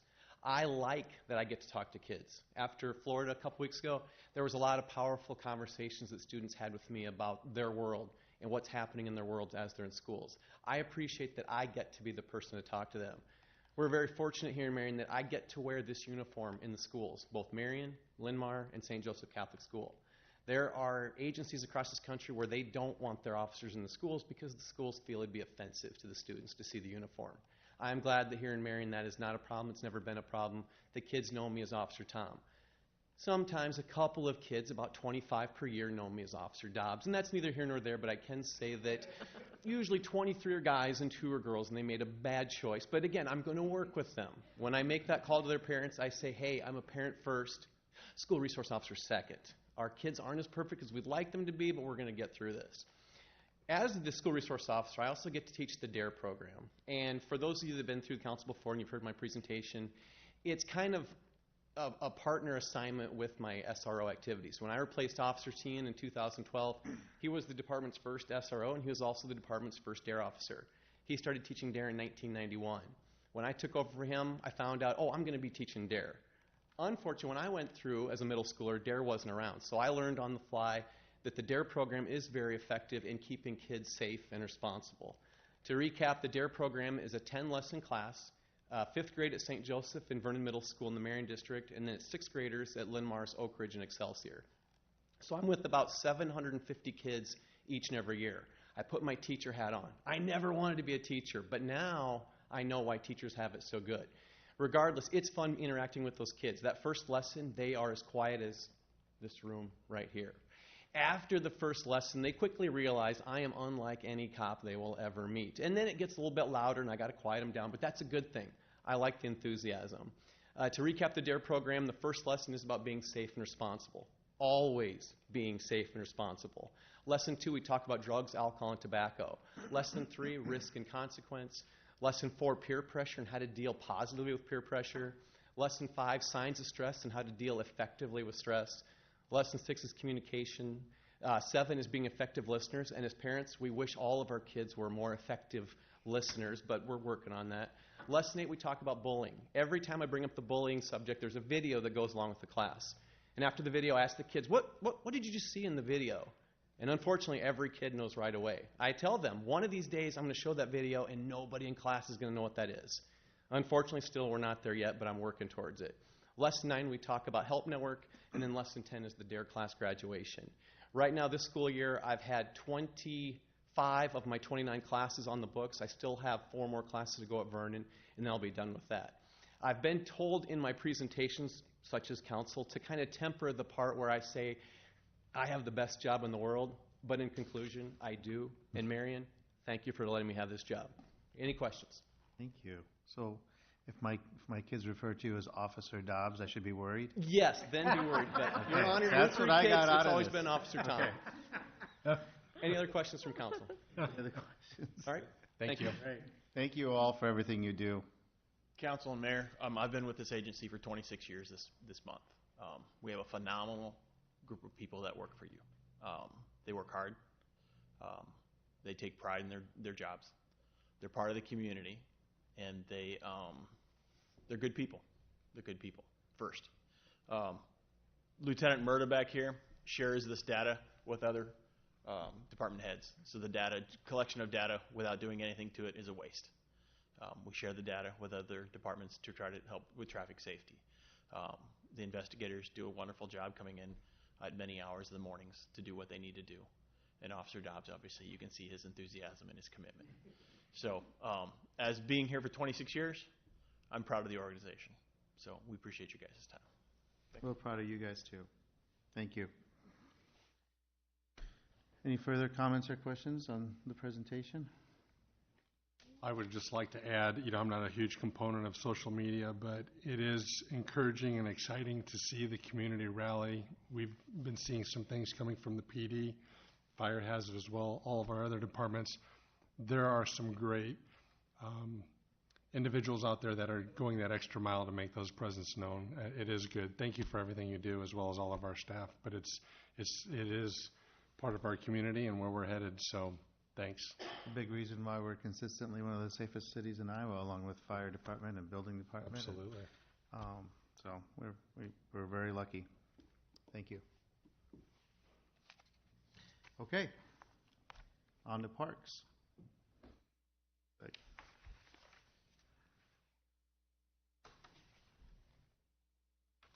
Good afternoon.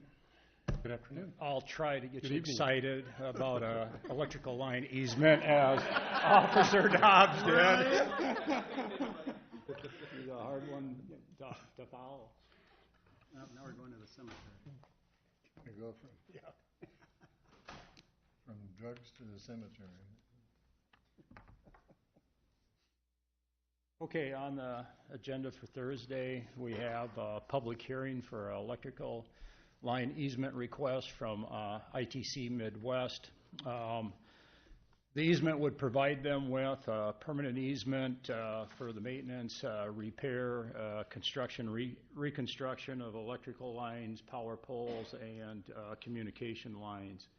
The area that is highlighted here basically covers approximately 3.78 acres of ground. There's a sewer line that runs down through this area currently, and the utility line already exists in the area also. The new easement area that they're requesting would have an average width of approximately 100 feet. It gets a little larger down here by the ball field at Hanna Park, and that area expands a little bit to about 120 foot in that area. And actually down by the ball field, as you can see, we have a little encroachment of the easement into the ball field itself. So that was one of the issues that we were working through on this easement request with the park board and the language within the easement to make sure that we were protecting ourselves from future improvements to the ball diamond area. So we worked on some language within the agreement that we felt comfortable with. And basically it just states that the grantee shall not unreasonably withhold requests from the grantor for improvements to the area. So we thought that language in there provided enough for us, and that area for the most part will stay that ball field. It's just that if we were going to do improvements to the backstops, those type of things, we wanted to make sure that that would be something that they would allow. And the next, the other item that was somewhat of a concern was the tree lines as you get over along the cemetery ground in this area, and just to make sure that within the agreement that no trees would be removed from that area without first written permission from us, or to trim those they would first come to us, and then the city arborist would review those with ITC staff. So we included that in, so that helped with those concerns also. The easement area also, and it doesn't get into their property, but homeowner here is the closest to the easement area. I did call them, left a message on the phone that we were having the public hearing for this easement request on Thursday. I have not heard anything back from that property owner as of yet. The park board, as you're well aware, the park board did review this. We also had legal review the agreement, and park board is recommending at this time to move forward with the easement agreement. If you have any questions, be happy to try and answer them. Mike, does that have high power lines on that area? 100 feet, that seems like awful excessive. Yeah, at the current time, I believe that is transmission line in there. Okay. That at one time was Alliant Energy, and then ITC took over the transmission lines. So I believe that is all transmission through there right now. Okay, so it's high tensile. Okay, great, thanks. Is there not an easement for those power lines now? Not with ITC. It was with Alliant? I believe there was a previous easement with Alliant for some of that, but I didn't do the research on it. That was up to ITC, and they felt that they, needed to have some type of agreement on the books.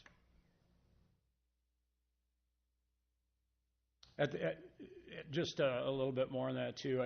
At the current time, when we were working through this with representatives of ITC,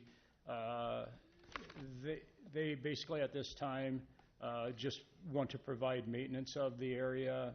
They didn't have anything currently planned for upgrading. I would imagine sometimes in the future, though, they will look at that. infrastructure, and usually if you see some of the things that they have done, they go up, and when they go up, they also have to provide a little bit more outward for those utility lines. What happens down by South 11th? Does it go across there somehow, or? It does. It actually converts over, and it starts to angle a little bit and starts heading across private property, actually. Okay. So they'll have to probably negotiate some That's their type of argument, easement not ours. with those property owners. And then it goes across over to that substation or power station at First and 11th. It's kind of the direction that all heads. Okay. Any other questions for Mike? Thank you. Thanks, Mike. The other Mike.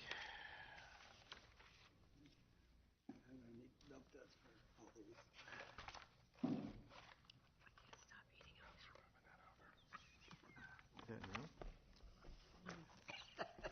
Oh, yes.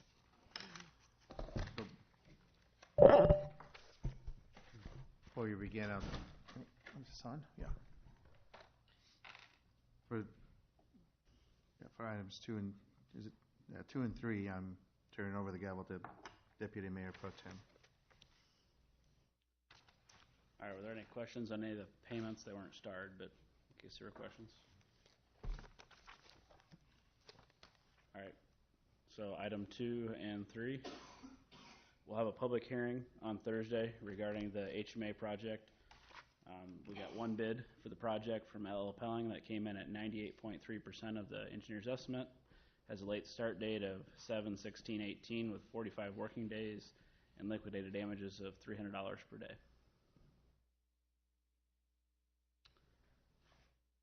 Any questions on that one?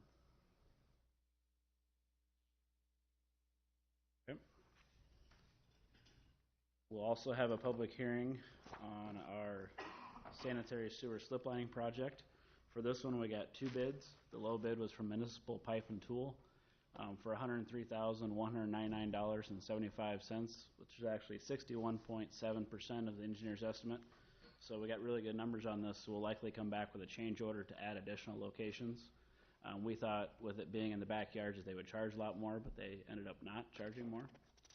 And then we might also look at maybe lining the inside of a storm or a sanitary sewer manhole as well. So we'll look at some stuff and bring that stuff back to you guys. But for right now, you're just approving what was originally presented to you. So this just has a completion date of 9/28/18. There's no working days on this project because they just come in and do it when it fits. And then there's liquidated damages of $300 per day if they go past that 9/28 date. Okay. It's just a deadline, no specific timeline. Okay. Any questions on that one? No? Yep. We'll have a third public hearing for the Grantwood Trail and Wetland Basin. For this one, again, we only received 2 bids. The low bid is from Pierce Tobin for $312,747, which was 86.7% of the engineer's estimate. It has a completion date of 6/30/19 with no working days and liquidated damage of $300 per day. If you recall, the seeding for the wetlands has to be done in the spring of 18 or 19. That's why the completion date is 19, because more than likely they would not be able to get all the grading done this year in order to get the plantings in. So this is in the old railroad corridor. One thing that we did change from the plans was we had to take the rapid flashing beacons out. So the ones that we put in, we had 2 on Alburnett Road, and we had 1 up here between the schools on South 15th. There was a patent law that was filed. So somebody filed a patent for that particular type of traffic signal device. Because it's a single source now, because you won his patent, it is no longer approved for the FHWA or for the MUTCD, which are the guidelines that we use. So hopefully he realizes that his patent made it so no one can use his device and takes the patent away. But for now, for us to stay legal, we can't put that device in because it's not an approved traffic control device. So for now, we will just put the plain crosswalk signs in. They won't light up or anything.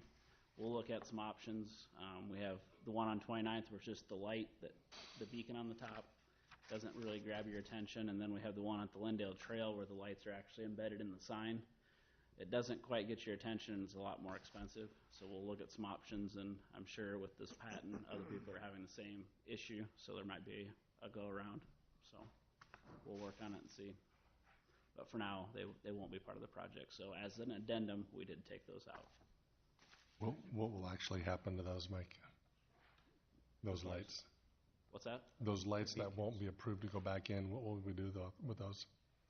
So we took them out of the project before we bid it. Took them, I'm sorry, Yeah. I misunderstood. Yep. Okay, So we thank took you. it, during the process of the bidding, we took them out of the plans by addendum. Okay. Yep. Thank you. But assuming the patent goes away, there's no wires that are needed. It's all Bluetooth and solar panels, and there's a battery for one of the buttons. And so it could, if he withdraws his patent, we can put it back in the project. Perfect. Yep. And it Okay. can be done at a later date, too. Any questions on 6 or 7?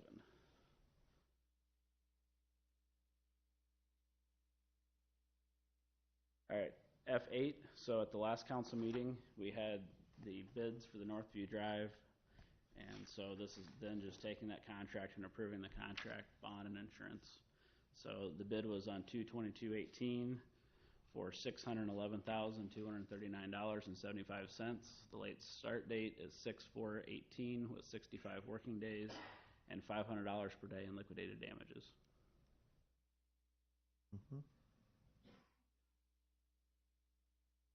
Okay, Any questions on that one? doesn't look like it. F9 is approving the contract and bond for the sanitary sewer manhole project. So again, that was bid on the 22nd. The bid was $134,645.50. Late start date of 7/23/18 with 35 working days and liquidated damages in the amount of $300 per day. This is replacing old brick manholes and putting new concrete manholes in. What was the estimate on that, Mike? This was slightly over the estimate. I think it was 106% of the estimate, but it's part of the $300,000. So because we had good numbers on the slip lining, we have plenty of money for that whole project.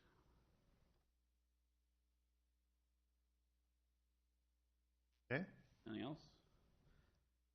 F10 is the project calendar for the 2018 storm sewer project. So what we're proposing to do is install a storm sewer on 27th Street from 1st Avenue to 3rd Avenue. We may have to shrink it a little bit from 3rd Avenue. Maybe we only get to just north of 2nd Avenue, depending on the amount that we can get with the money. And basically what this is doing is prepping 3rd Avenue for reconstruction in the future. Right now there's no storm sewer up there. So when we reconstruct the street, we're going to want storm sewer to tie into. So we're pushing that storm sewer up in that area. So bids are due on 4/10/18. The estimate is $200,000 with a late start date of 9/4/18, 25 working days, and liquidated damages of $300 per day.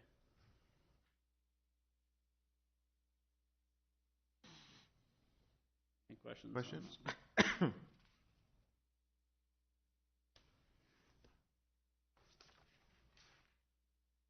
All right. F11, you guys have seen this before from Mike Carolyn. This is the Lau Park South End improvements. So this is putting the pavilion, the playground, and the restrooms in. We're just running the project calendar through engineering. So you guys have seen all this before. Basically, it's the south end off Irish Drive. The bids would be due the 10th of April. Estimated cost is $900,000 with a late start date of 8/6/18 with a completion date of 6/28/19 and liquidated damages in the amount of $1,500 per day, calendar day, if they go over that 6/28/19, because Mike would like to have it open for that summer. I think the neat thing about that is your engineering department is the project engineering. Right, and we do that a lot of times with Yeah. other departments. We take over, some of the inspection will be done by the building department for like the pavilion and. But we're not and paying that an sort of thing. outside firm is what I'm saying. Correct, yep. He is having to pay an outside firm to do some of the design, but we're taking care of letting the project for him.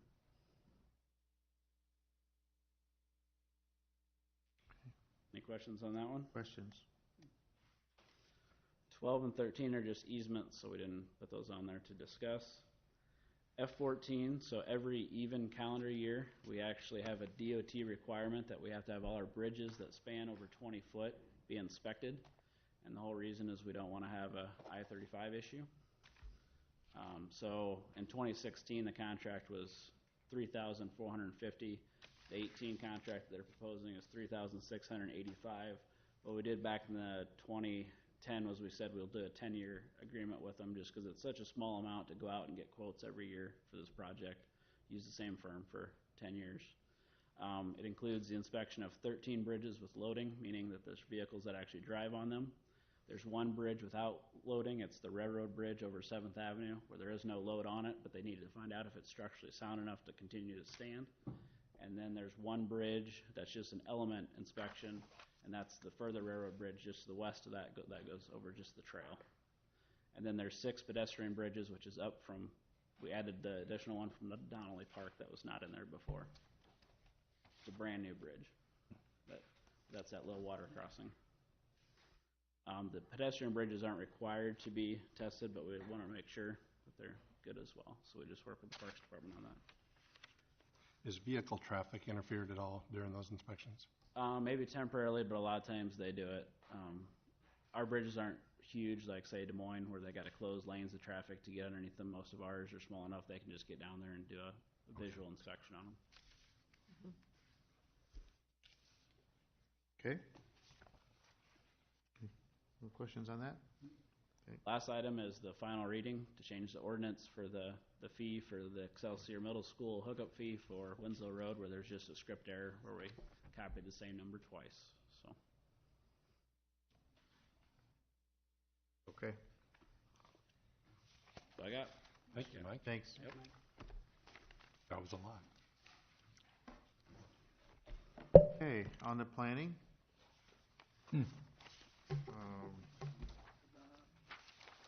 This guy. Number 3 is starred, and for this one, I'm turning the gavel over to Deputy Mayor Pro Tem. Uh-oh. Not enough info, huh?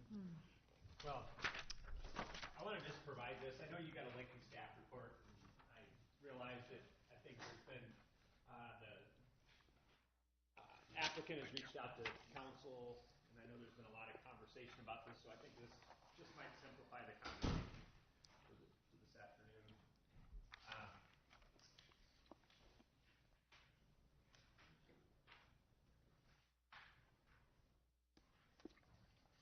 You've read the staff report. I've met with or had conversations with many of the council because there's been a lot of comments and concerns regarding the proposal and questions, I guess, more than comments and concerns.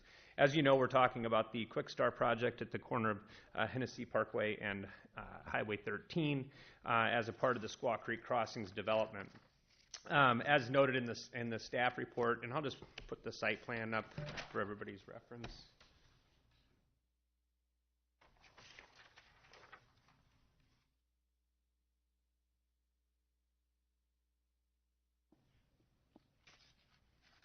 So Highway 13 is to the left of the screen. North being up is Hennessy Parkway. The Quick Star convenience store and gas station is located here.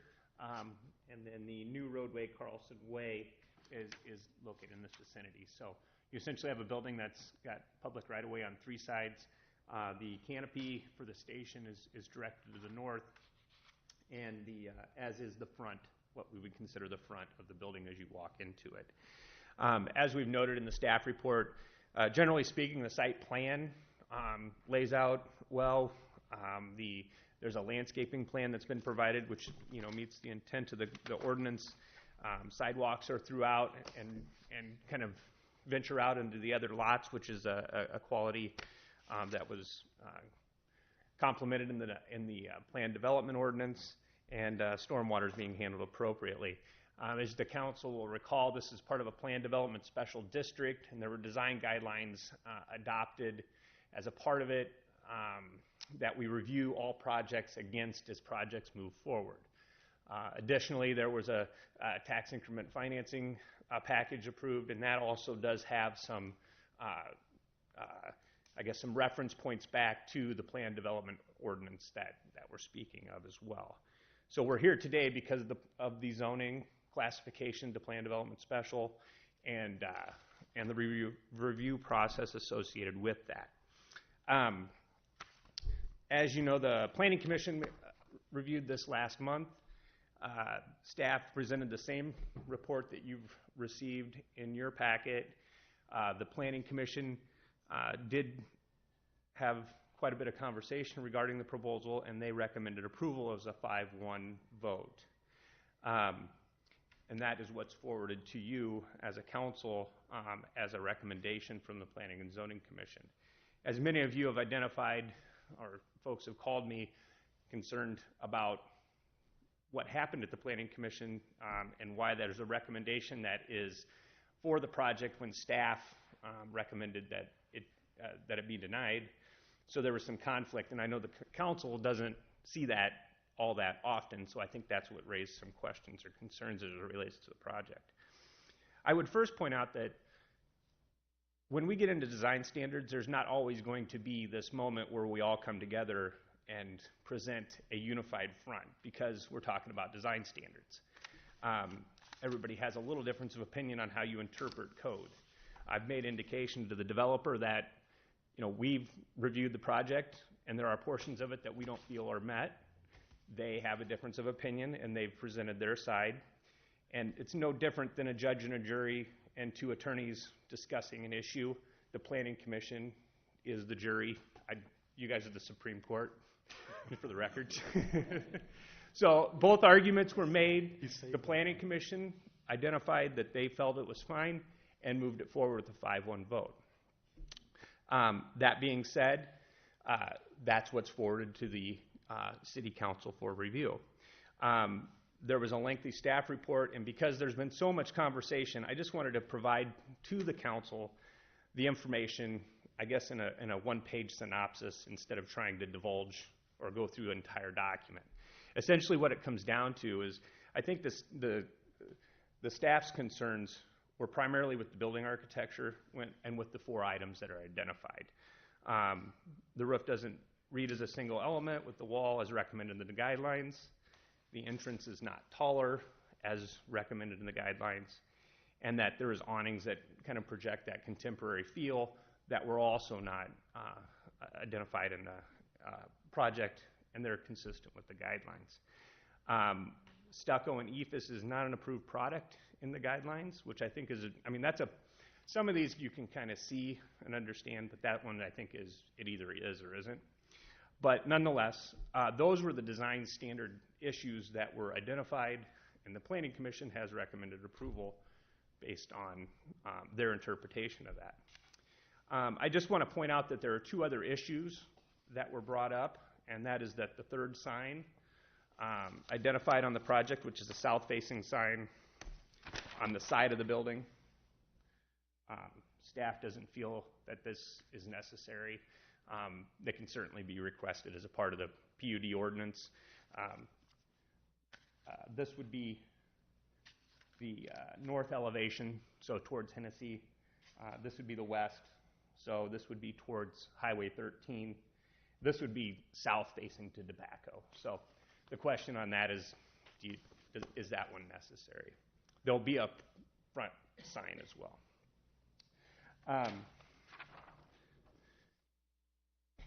And then finally, the parking numbers. And we've tried to identify this and we do this whenever we do a plan development, because there is their ability to do a shared parking agreements and have that conversation about, we'll have more here and less here, and there's the ability to share. Sometimes you get a business that's open during the day, restaurants open at night, and we can kind of work through that with the developer.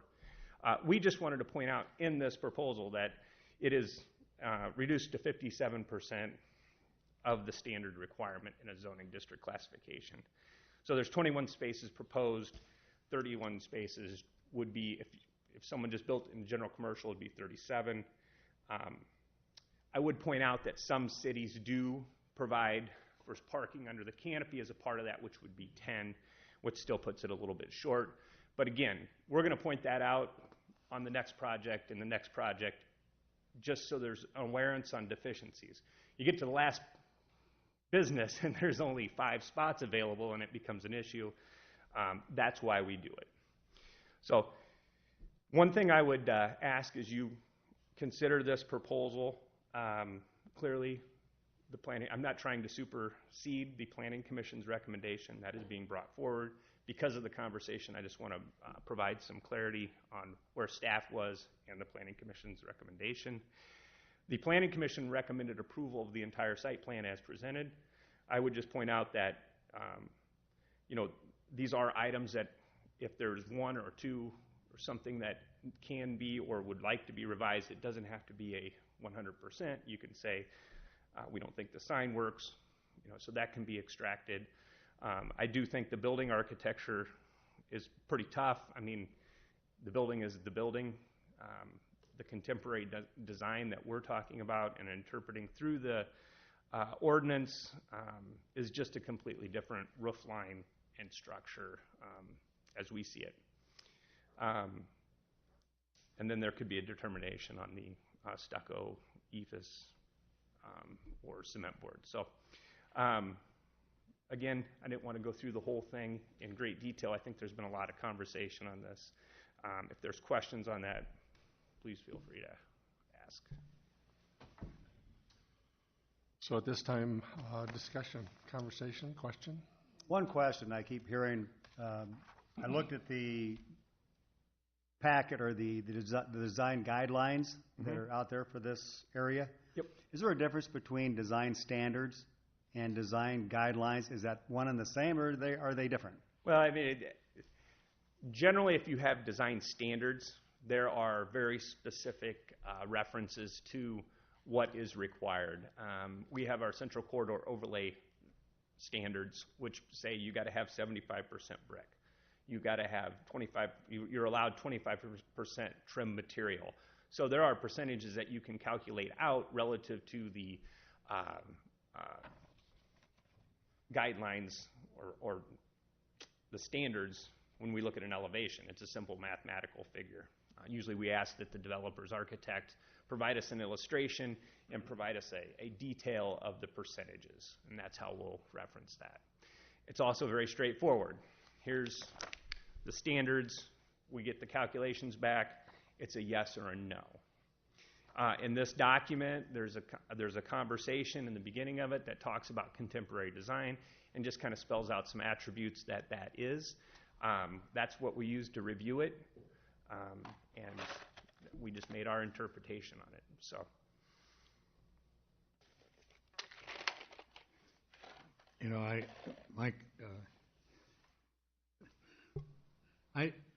I've been really puzzled by this, but I've been thinking, you talk about parking. We have a convenience store downtown with 9 parking places. Mm-hmm. We certainly have deviated from our plan with a dental office on 7th Avenue from what was recommended or what we want there. And, it's easy enough, and I think the planning and zoning just said, hey, we want this thing out here. It's a $2 million building. It's probably one of the better convenience store operators around. And so, our decision is going to be, do we listen to planning and zoning? Do we read your thing? And, we're getting some pressures from outside sources on the thing. Mm-hmm. Yep. And it's going to be, we deviate from plans. And I realize they set their own plans, basically. Their own. Mm-hmm. Well, and if I can just comment on that. I mean, we are given a guideline that's been adopted. And so we're going to make a recommendation based on what we have to review. That's our job. So we will continue to do that. I mean, that's what we're paid to do. It gets difficult when we understand that there's concerns on both sides, and then we're interpreting a document. So that's something that, we're going to need some resolve to it if there's a desire to move away from what has been adopted as a part of the plan. So, because we're sitting down across the table from developers and having the conversation about design standards. So, I look at it, I've been on the fence of this decision both ways. I mean, I've gone back and forth.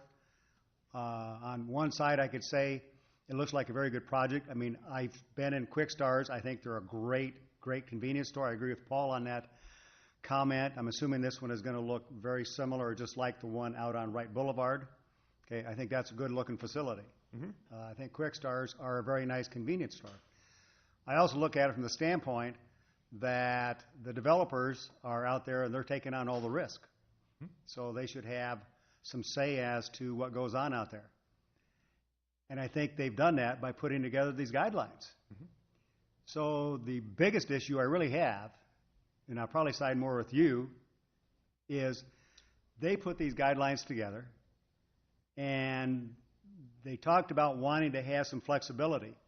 But if I go to the very end of that 49-page document, it says, for modifications, it says the aesthetic guidelines are intended to be flexible. The Aesthetic Guidelines Committee may recommend a variance for an individual item if it is inconsistent with the aesthetic guideline.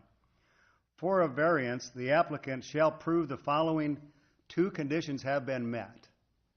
1, the variance meets or exceeds the stated intent of the specific element within these aesthetic guidelines. 2, the variance meets or exceeds the overall intent of these aesthetic guidelines. So if you're going to meet or exceed the guidelines, then you're not going to need any variances. So normally I would side from an economic development standpoint, side with approving this, but based upon the way these guidelines are written, based upon the way they have been put together by the developer, I would probably side against it.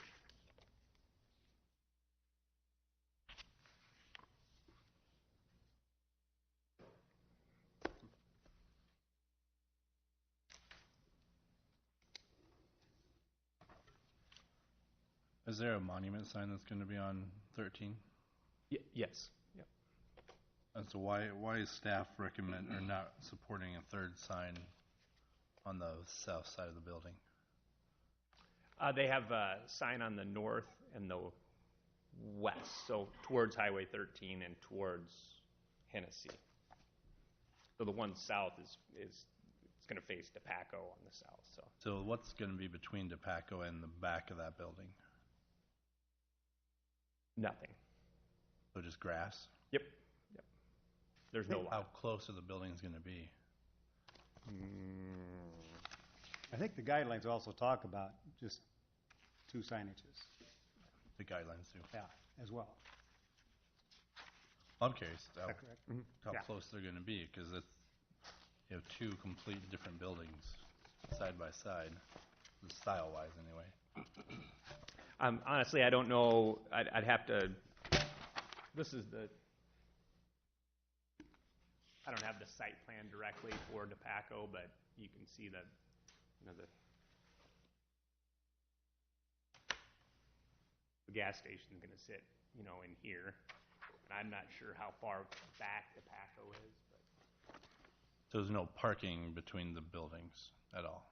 It's all grass? I don't. Just drive. There's a drive. And there's also going to be signage on the awning over the pumps, right? Yeah. Oh, yeah. I mean, so you got plenty of signage. And then there's another sign that'll have the gas prices. Yeah. So that's another sign. Yeah, they'll have them. I don't think the monument sign was not detailed out in the elevations that you received as part of the packet. But so there's your awning. Yeah. That'll be towards Highway 13, and that would be, I believe, towards Hennessy. And I'm going to go out on a limb, but I'm assuming they'll have the Quick Star on both sides, north and south. We just have the 2 elevations, so maybe not. But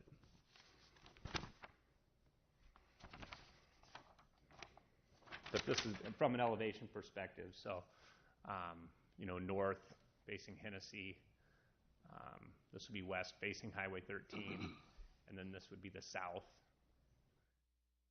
facing the tobacco.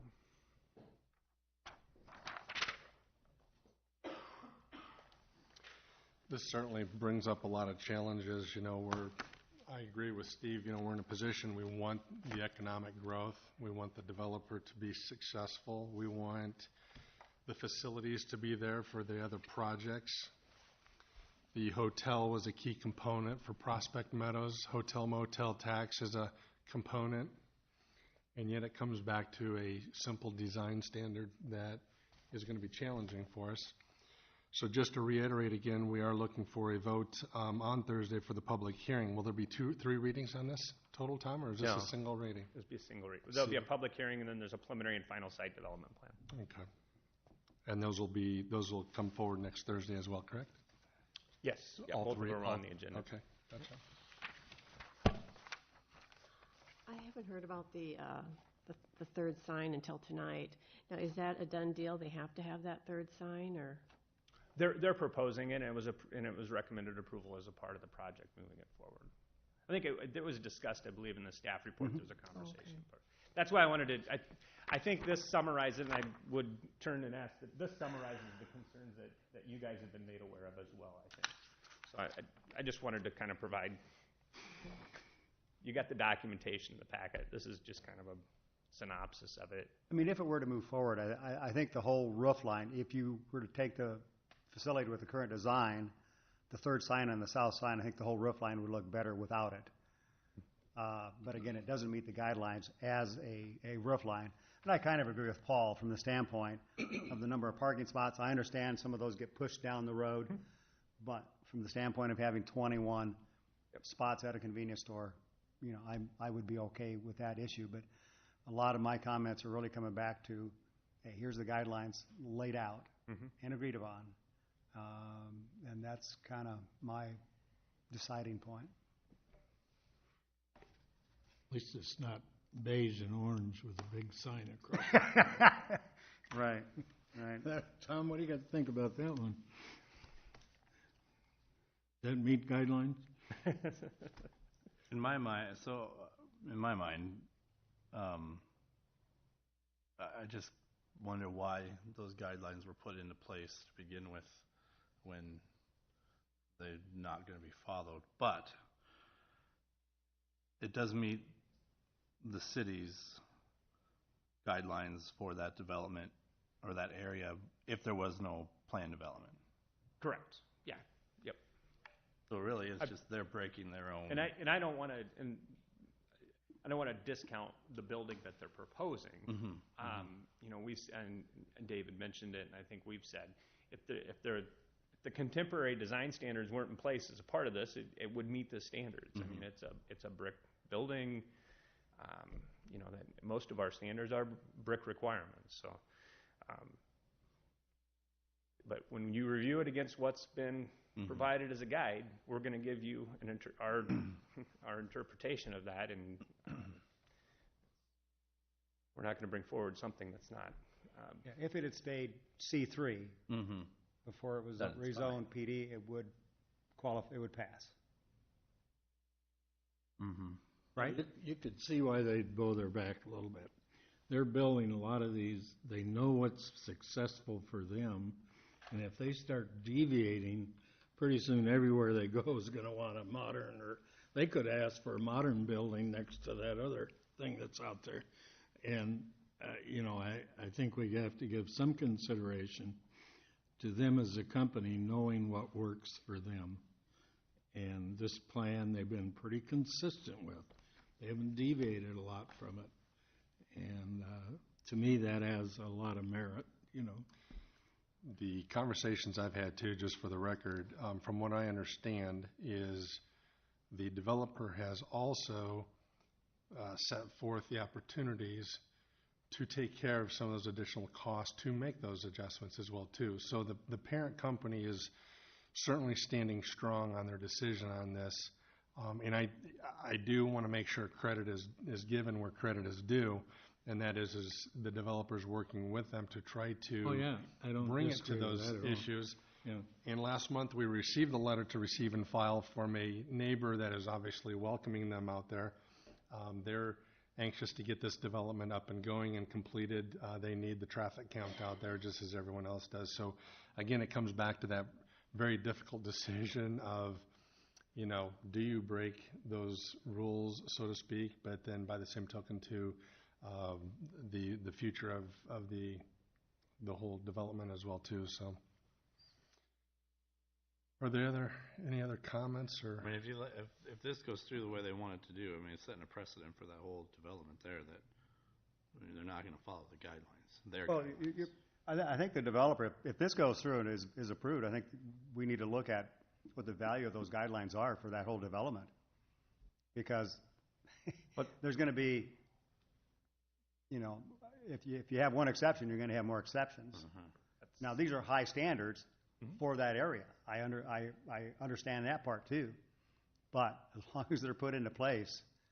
Well, I mean, we're going to evaluate every proposal against the standards unless Right. the standards change. So you're going to hear a consistent message from us, I mean, from staff, and we're obligated to do that. What the council does and the planning commission, that's, I mean,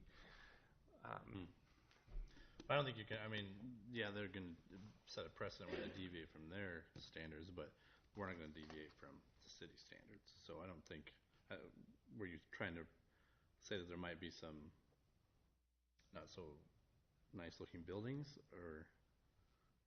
No, I'm saying once you have one exception made for this, then you're opening the door for subjecting yourself to more exceptions for that entire development. Yeah, right. So I know the intent would be to try to stay with those guidelines, within those guidelines, but now all of a sudden, I'm wondering if there's one exception made in that development, how are the developers, and I'm not speaking for you, so don't get me wrong, but if you make one exception and anybody else wants to come into that area, they're going to be asked, why should they think they have to design to those same guidelines? Because they're going to say, wait, you already made an exception over there, so therefore I can save money by doing this and not meeting your guidelines because the city already approved an exception.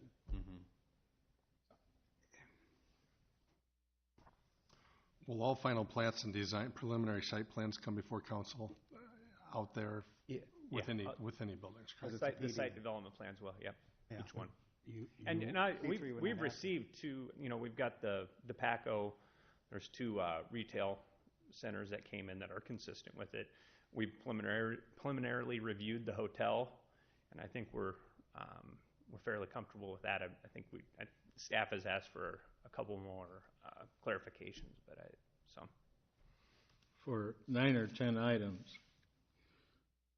4 items, do we want to lose a $2 million project? Or do we want to tell them, hey, you can't come here because you don't abide by our rules? I mean, to me, that's the issue. If they say no, Steve says, yeah, some other convenience store might come there, but we can't be overwhelmed by our success.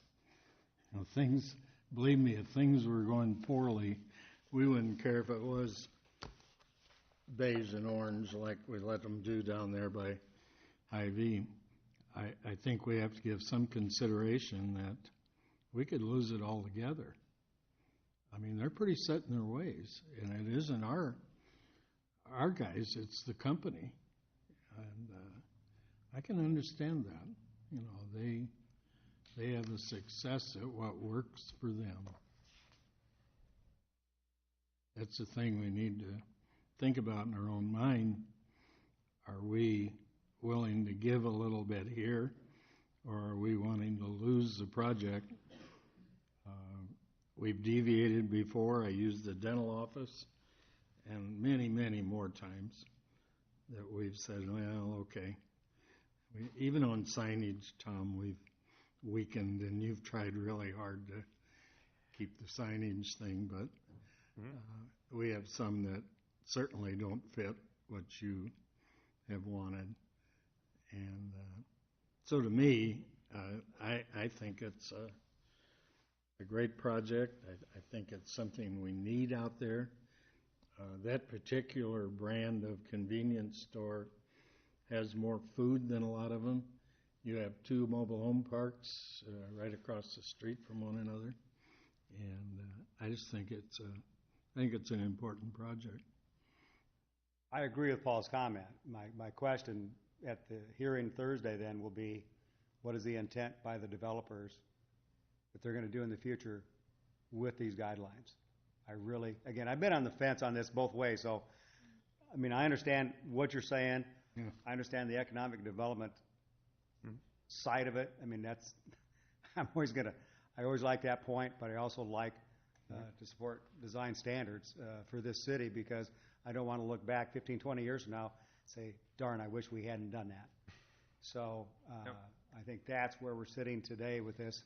So if we're going to have guidelines, I like to follow them. So if we're not going to have guidelines, if they need to be modified, then what are the developers going to do with those in the future? That's my question. I'll reiterate again, too, is I agree with you, but the fact that they're meeting our design standards, I think that puts me to the point where I'm okay with it. Okay. The parking issue is more of an issue to me than the design of the building right now. We're okay with it. Right. We had 2 convenience stores with 8 and 9 parking I get places. it. I was at so I've never been to a Quick Start before. I went to the one, last week I went to the one by Westdale, and then this morning I was at the one out by the airport. And the one out by Westdale, I pulled up, it was in the evening, it was rush hour, and there was no place to park, and they didn't have enough parking there. So, I mean, that's why I think there's more of an issue as parking. I think the number of parking spots you're talking about is pretty comparable to what the Come and Go has out here on the east side of town. I think I counted those. Yeah, I don't know right off. I think they're very close to that same number. If you count them around the corner. Yeah, count them on the east side and the the north side. side. I actually counted them, and I think it was almost right at that same number. So, Is it? yeah. All right, any other comments or questions? Tom, before we move on to number 5, I'm gonna turn the meeting back over to the mayor.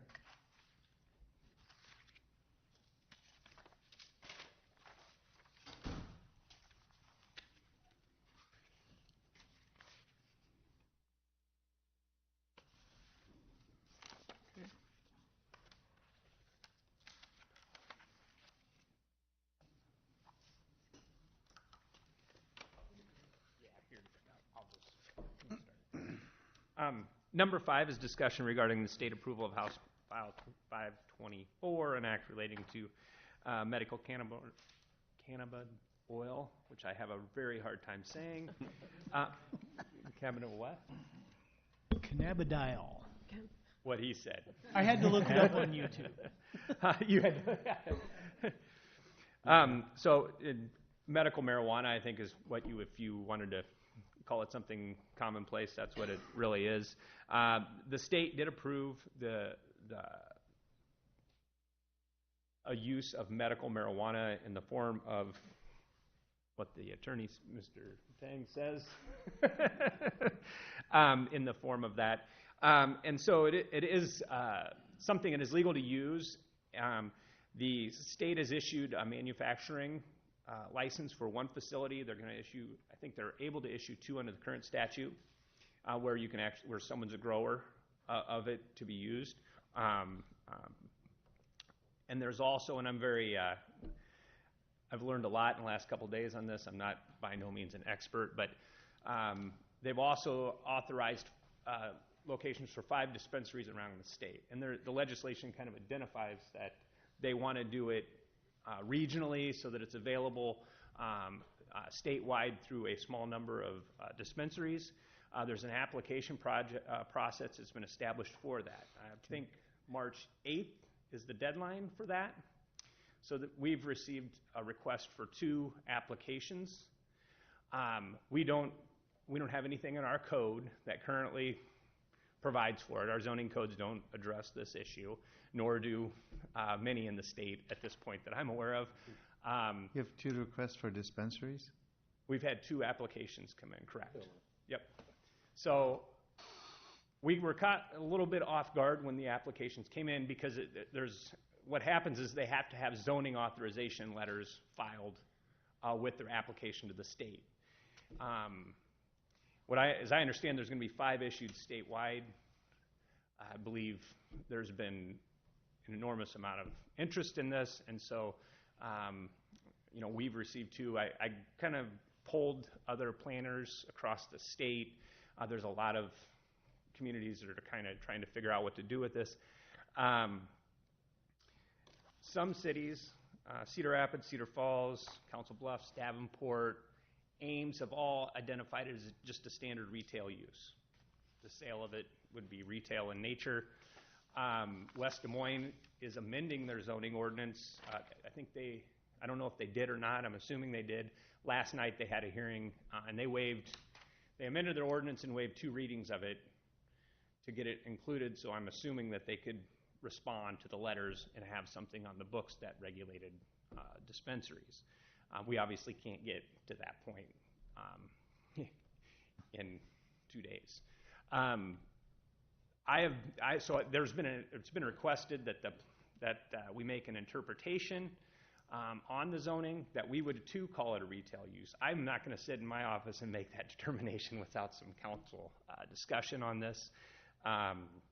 In my mind, we would be best served to review it, establish it within our codes, and really take a good look at it. I know these communities out there have identified it as a retail use, similar to a pharmacy. That's what they're basically saying. In that manner, if we identify it as a retail use, it would be able to be placed in any commercial zone where retail uses are provided for. So that's a little bit of a concern. There are some statutes within the legislation that say it's got to be 1,000 feet from a school, but that's the only reference point that I'm aware of from a separation perspective.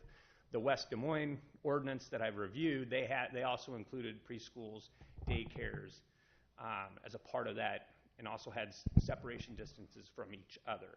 So we're talking about medicinal use. Correct. By prescription. Correct. And this would be as a dedicated dispensary, or wouldn't it be? It would be a part of storefront. That's just dedicated to this product. As I understand it, yes. Either application. I have very little knowledge of this. We were just responding to this in the last few days. It wouldn't be part of a pharmacy, or? Well, that's what I wondered. Neither application was from Not a that I'm aware of. pharmacy. These are completely independent, and they're independently owned. Yep. As I understand it, they're independent uses. Staff's recommendation would be to amend the zoning code, do a little research on it, and come back with an amendment. I mean, the state is providing for that use, so I think our zoning laws need to be amended to accommodate that. There's no question about it. It's not allowed in the smokable form, so it's not leaf. It's I think it's believed it's in an oil or a spray product, as I understand it. And it's for very extensive and not extensive. It's for very specific. I'd hope you include the PD and the fire when you sit down and start. Yeah, absolutely. PD has 60 pounds that they see. Yes. That's probably burned up by now, isn't it?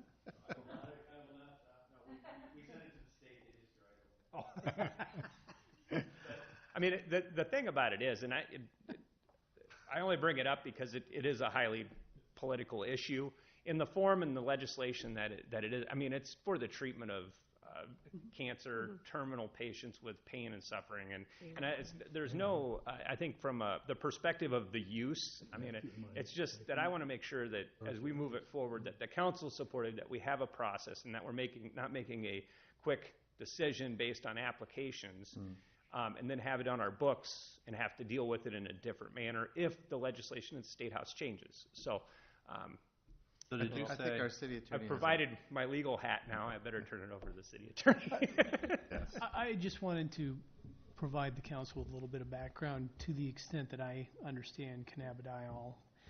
As Tom said, it's in a liquid, oil, or spray form. It's not leaf. It's not edible. It's not intended for recreational use. My understanding of it is that it's a derivative of the marijuana, so that it provides the medicinal use with little to no intoxicating effect, that the THC is largely not present in it. So the motivation to use it for abuse isn't there because it won't get you high. But it's by prescription? And it is by prescription. Iowa is You don't not a need licensed recreational. people to dispense that if it's by prescription? Or they would be, like, pharmacists, or you don't need a Yes. pharmacist? Ultimately, these cases came before the Iowa Supreme Court going back 10 to 15 years, where it's been recognized that under the Iowa Code for a long time, the provision for medicinal use was there. Just the standards by the Iowa Board of Pharmacology needed to be put in place. Apparently, those have now occurred. So the medicinal use is ultimately you have the Iowa Board of Pharmacology, but it is my understanding is also within the state of Iowa, the Department of Health, and a specific medicinal cannabidiol advisory board has been established just for this product itself. So, I guess to address any concerns that the staff may have, while this is a dispensary specific for this one product, again, it is not. My understanding of the product itself, it is not really lending itself to abuse because, again, it's not intoxicating. And also, to be clear, Iowa is not approving it for any sort of recreational use. So it is by prescription only, but unlike a typical pharmacy that would dispense any number of substances that are also controlled substances, this is limited to this one item. Okay.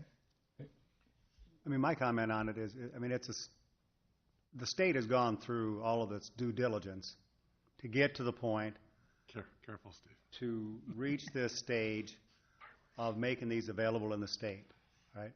So I support that. I think the one aspect I would look at it when we talk about it from a zoning standpoint is I would not want to see it in our uptown area or within, I don't know how big I would define that as, but I think where we talk about locating something like this, just as we consider, we've had some discussion about where do we want smoke shops and different things like that, my preference is I don't want those in the uptown area, but there's areas where it can be conducive to locate those.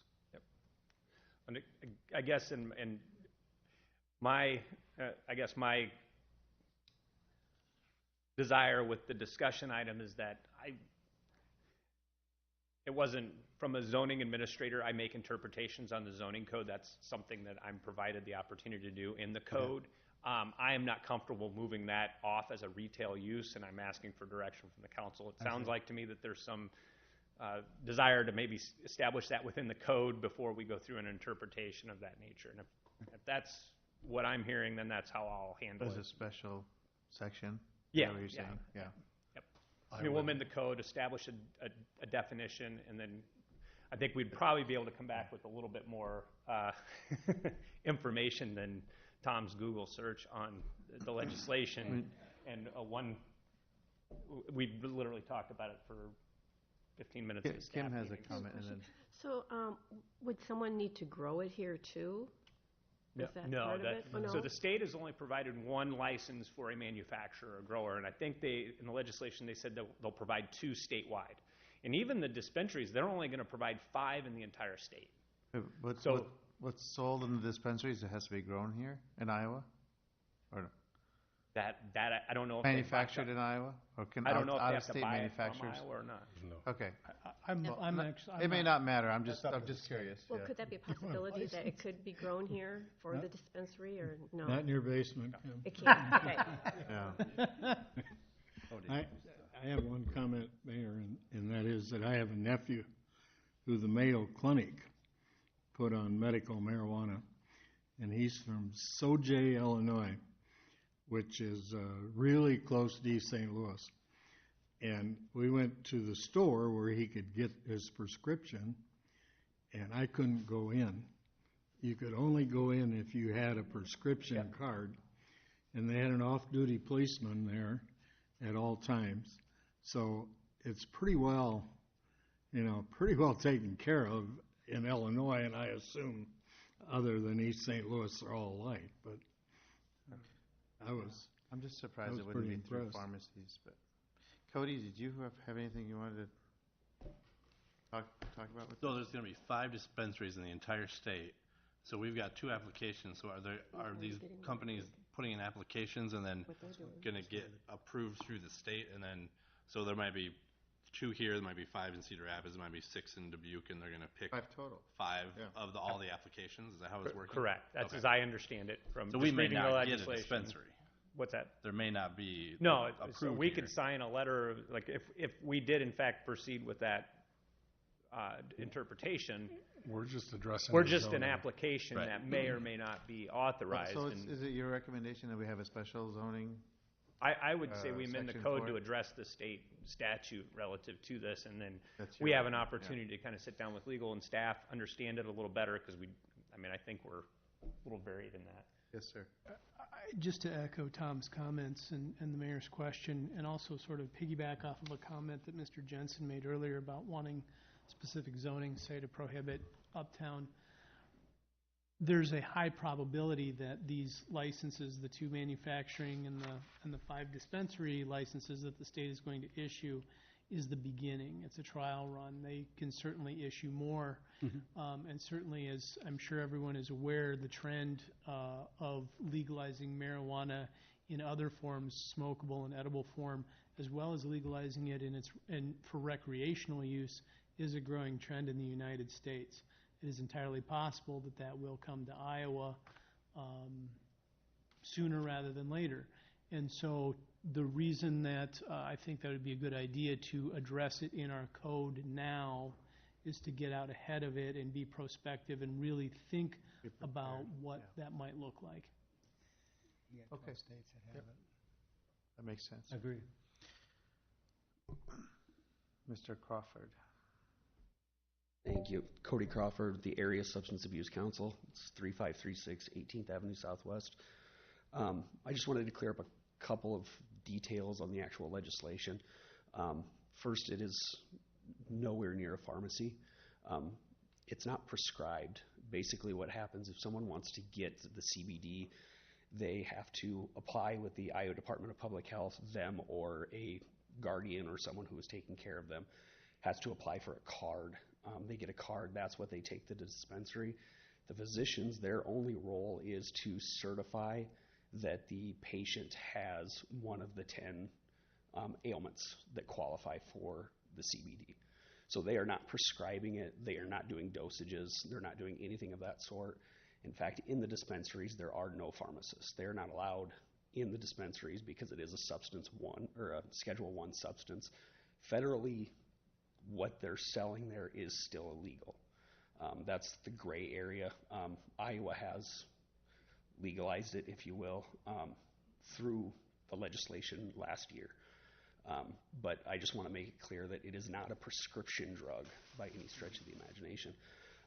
As far as the growth of it, it cannot be grown in Iowa.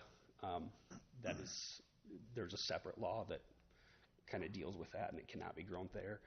MedPharma is a company that's actually based out of Colorado, I believe, originally, and they're using an Iowa subsidiary, and they're the one manufacturer right now. But Tom was absolutely right. It's 2 manufacturers is what they are allowed to license right now. MedPharm was the only one that came forward this round, and then 5 dispensaries.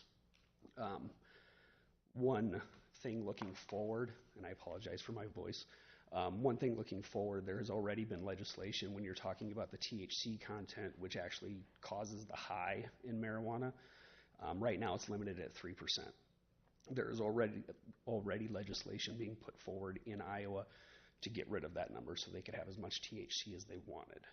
So to say that it will never be something that could get you high is, I think, being a little bit naive with the environment around marijuana right now and marijuana legalization. Not to say that it will be abused.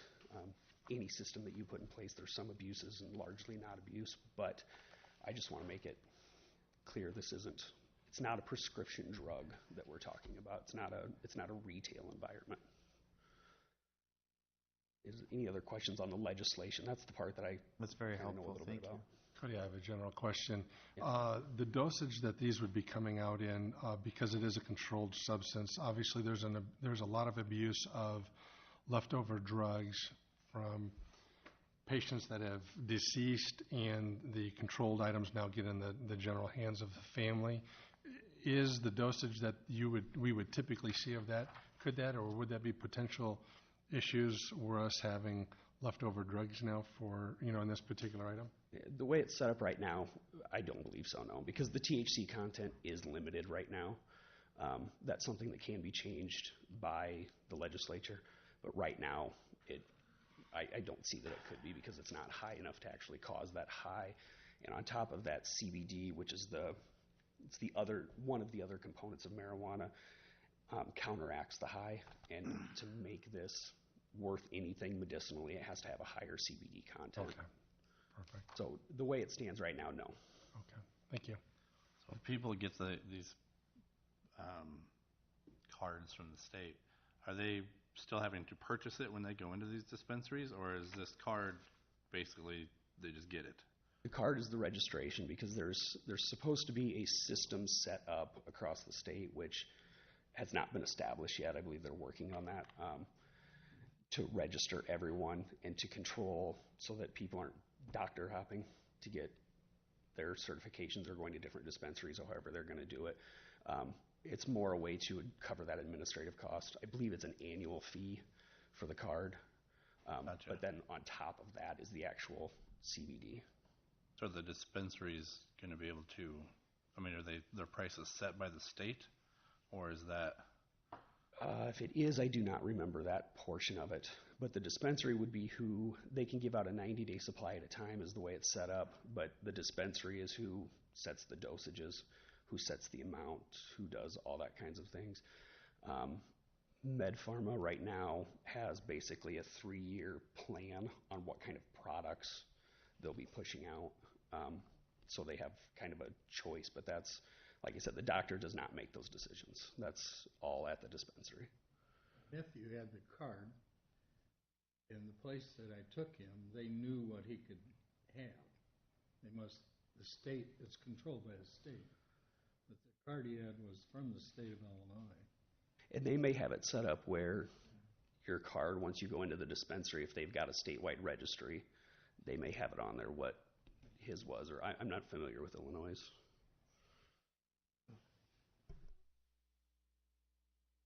Other questions? Thanks, Cody. Thank you. Thank you. Is it something that, not for Cody, I think it's legal, is it something, so if we didn't want dispensaries in Marion, is this something that we could outlaw? Well, short answer, I don't know. 10, 15 years ago, when home rule was a lot stronger than it is now, I would say absolutely.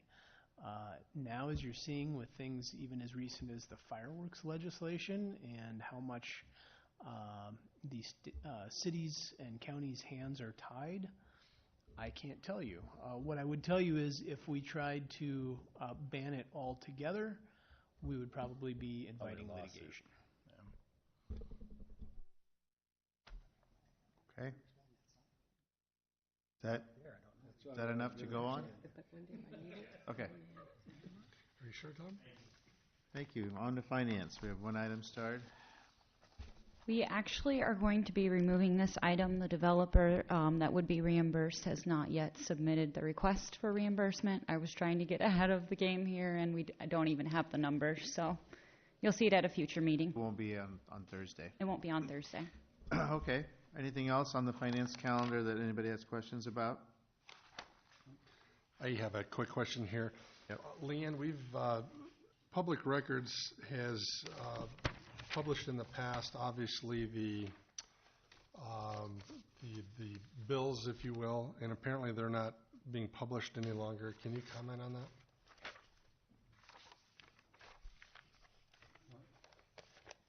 I guess I'm confused when you say they're not being published anymore. They are published with the minutes.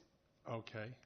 So the bills that are being approved approved by council, those are being published on the internet, is that correct? On the I got some internet, public okay. feedback saying that the last two have not been published. On the internet, I probably would need to look at that, and it's quite possible with Rachel on maternity leave that we have dropped the ball on updating it on our website, but they are published in the newspaper. Okay, very good. I will let them know then that. Thanks. Thank you. Other questions? Anything else for the good of the order? All right, we're adjourned.